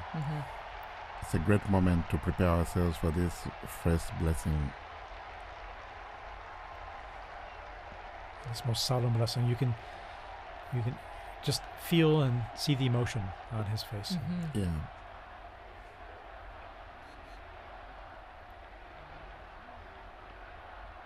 And the crowds there gathered in St. Peter's Square, still arriving, we're being told, from the avenues surrounding the Vatican there, the streets and the.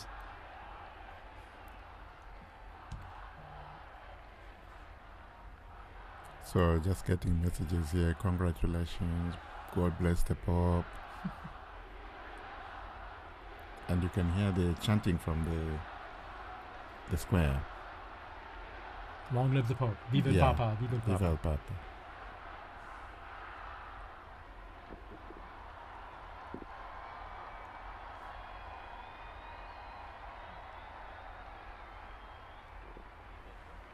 And we're all silent now, awaiting his first words.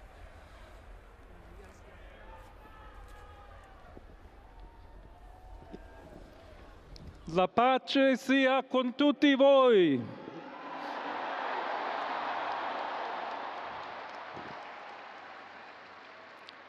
Fratelli, sorelle carissimi, questo è il primo saluto del Cristo risorto, il buon pastore che ha dato la vita per il gregge di Dio. Anch'io vorrei che questo saluto di pace entrasse nel vostro cuore, raggiungesse le vostre famiglie, a tutte le persone, ovunque siano, a tutti i popoli, a tutta la terra. La pace sia con voi.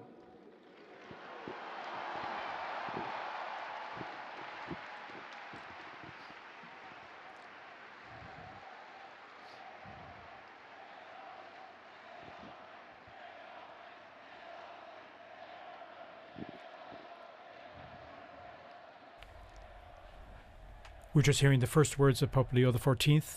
As he continues, we'll provide a summary here in just a moment as we listen to his words. He's asked everyone to, brothers, this is the peace of the risen Christ, disarmata e una pace disarmante, a peace that umile is e disarming and perseverante, humble and persevering. proviene da Dio, It comes from Dio God, che ci ama a tutti, God who loves all of us incondizionalmente. without any limits and conditions. Ancora conserviamo nei nostri orecchi And quella voce debole ma sempre we still have coraggiosa the di sound in Papa our ears of that, Francesco, the weak che voice of Pope benediva Francis, Roma. who is blessing Rome here. We have that fresh in our minds, in our hearts, in our ears, hearing his voice. Il Papa che benediva Roma, The Pope who was blessing dava la sua Rome, benedizione al mondo, al giving mondo his blessing intero, to the world quella mattina del giorno di on Pasqua. that morning, on that day of Easter Sunday. Consentitemi di dar seguito a quella stessa benedizione. Allow me to continue Dio that ci vuole same bene. blessing. Dio vi ama tutti. God loves E il everyone. male non prevarrà. Evil will not Siamo prevail. tutti nelle mani di We Dio. are all in the hands of God. Pertanto, senza paura, So without fear, uniti, united, mano nella mano con Dio hand in e tra hand, di noi, with God and among andiamo ourselves, avanti. we go forward. Siamo discepoli di Cristo. We are disciples of Christ. Cristo ci precede. Christ goes before us. Il mondo ha bisogno della sua luce. The world needs his light. L'umanità necessita di lui come Humanity il ponte needs per him. essere raggiunta da Dio e dal suo amore. But as the bridge between God and his love, Aiutateci anche voi, poi gli uni gli altri, a costruire i ponti may we all con il build dialogo, con bridges l'incontro, with dialogue and unendoci encounter, tutti per essere un solo so that we can popolo, all be sempre in pace. one people, all in peace. Grazie a Papa Francesco. Thank you, Pope Francis, for all you've done. We're hearing the first words here of Pope Leo XIV, just elected Pope. Voglio ringraziare anche tutti i confratelli cardinali I'd like to also che thank my hanno brother cardinals scelto me who chose per essere me to successore di be Pietro the successor e of Peter camminare insieme a voi and to come Chiesa walk unita, along with you, cercando sempre la pace, la giustizia, searching all together cercando for peace and sempre justice, lavorare come uomini and e working donne together, fedeli a Gesù Cristo, men and women faithful senza to Christ, paura, without fear, per proclamare to il pro- Vangelo, to proclaim the per gospel, essere missionari. to be missionaries.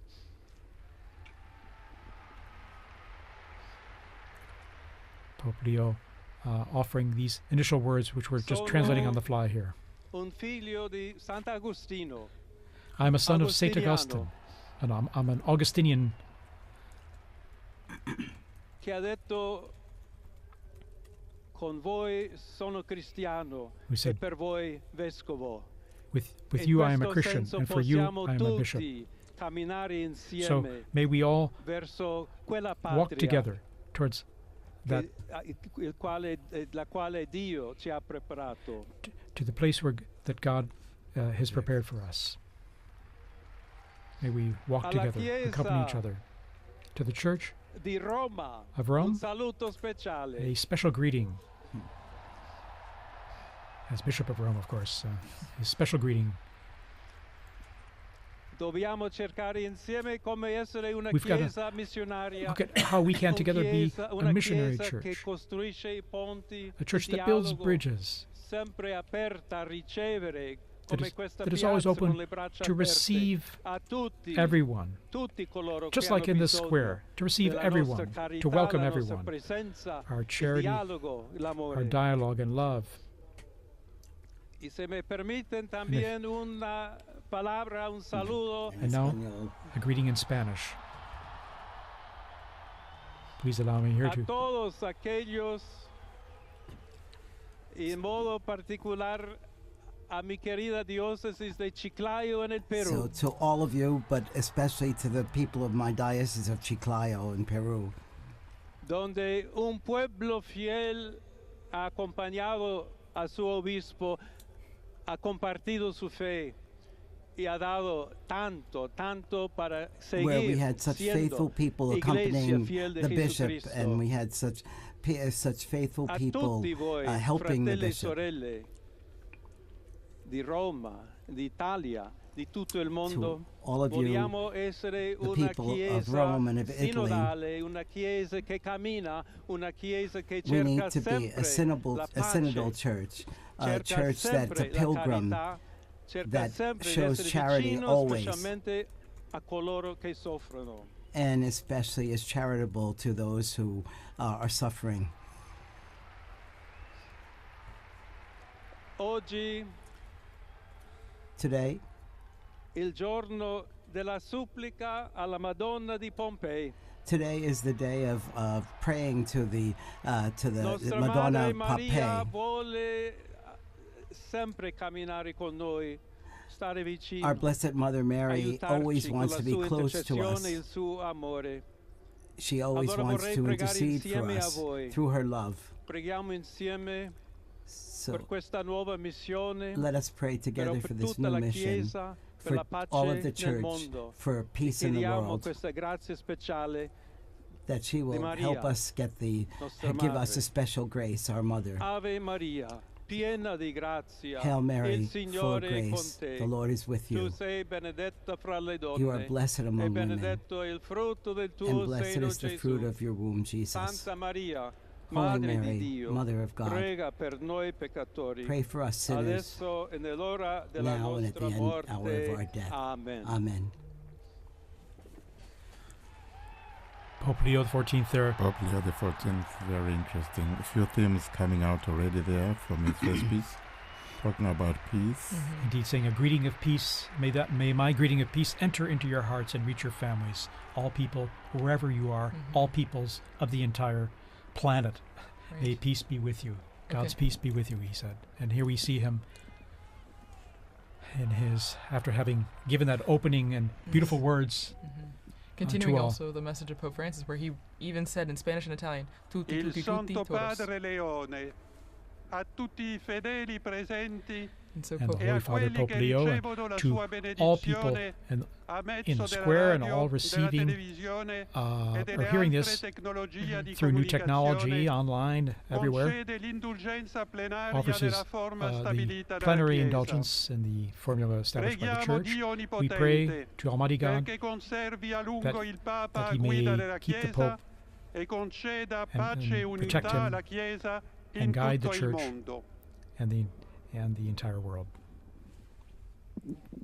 Now he'll give this most solemn blessing to the entire world, to all of you joining us. To everyone. So we now prepare ourselves to receive this solemn blessing wherever we are, at home, in your car, at work, wherever you are.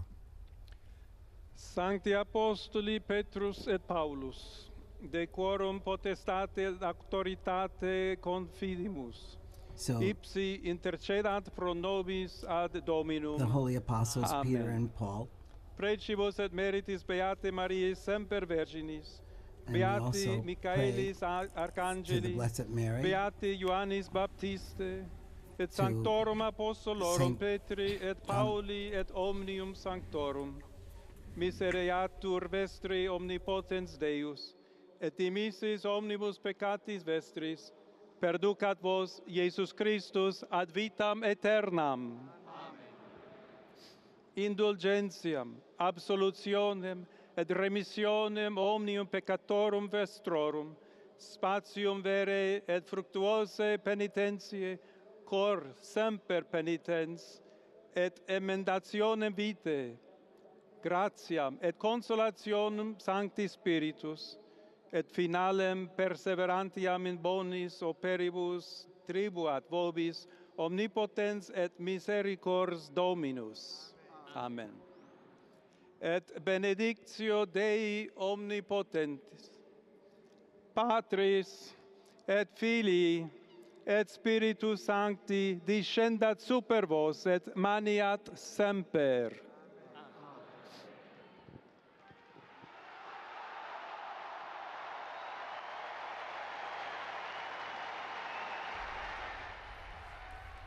And we just heard the blessing there, received the blessing there of Pope Leo XIV, and to the world, to the city, this most solemn blessing to all of us and all of you listening and watching out there. What is interesting, he is smiling, and I found very touching the fact that he made reference to his former diocese in Peru and spoke to them in Spanish. Very, very touching moment, and how they are thanking them for how they accompanied him. And so from this moment, I think we all accompany the new Holy Father with our prayers and support. And once again, he asked, just like Pope Francis did before, he asked for continued prayers. This is a heavy task, as we all noted before, and he continues to ask all of us for prayers and also for the intercession of Our Lady on the special feast day.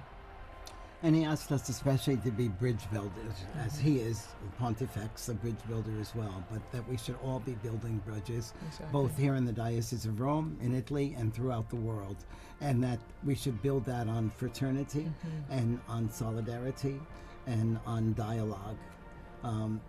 So many times Pope Francis told us the same. There have been false debates, I think, in leading up to this about unity and diversity and things, but he's made it clear that he's looking for us to be united, but also to be the bridge builders and to bring about peace in the world through our bridge building. We're seeing this stunning footage, or this video of our Vati drone there going close to the balcony and seeing, I think for the first time, unique images like this up close of the new Pope. And there's about 100,000 people we're getting in this square right now who are seeing Pope Leo XIV for the first time. There's Sister Norma Pimentel from the border of Texas and Mexico that Pope Francis, she spoke to him when he was there. That's amazing, all the people who are appearing in the square now and the connections they had present and past. Again, quite a novelty, an American Pope. Right. And here he is waving, and again, once again, you can see the emotion and sense of responsibility, the weight of the office. Well, and this is a beautiful view, seeing from inside the loggia, looking out what he would see as he waves to the crowds.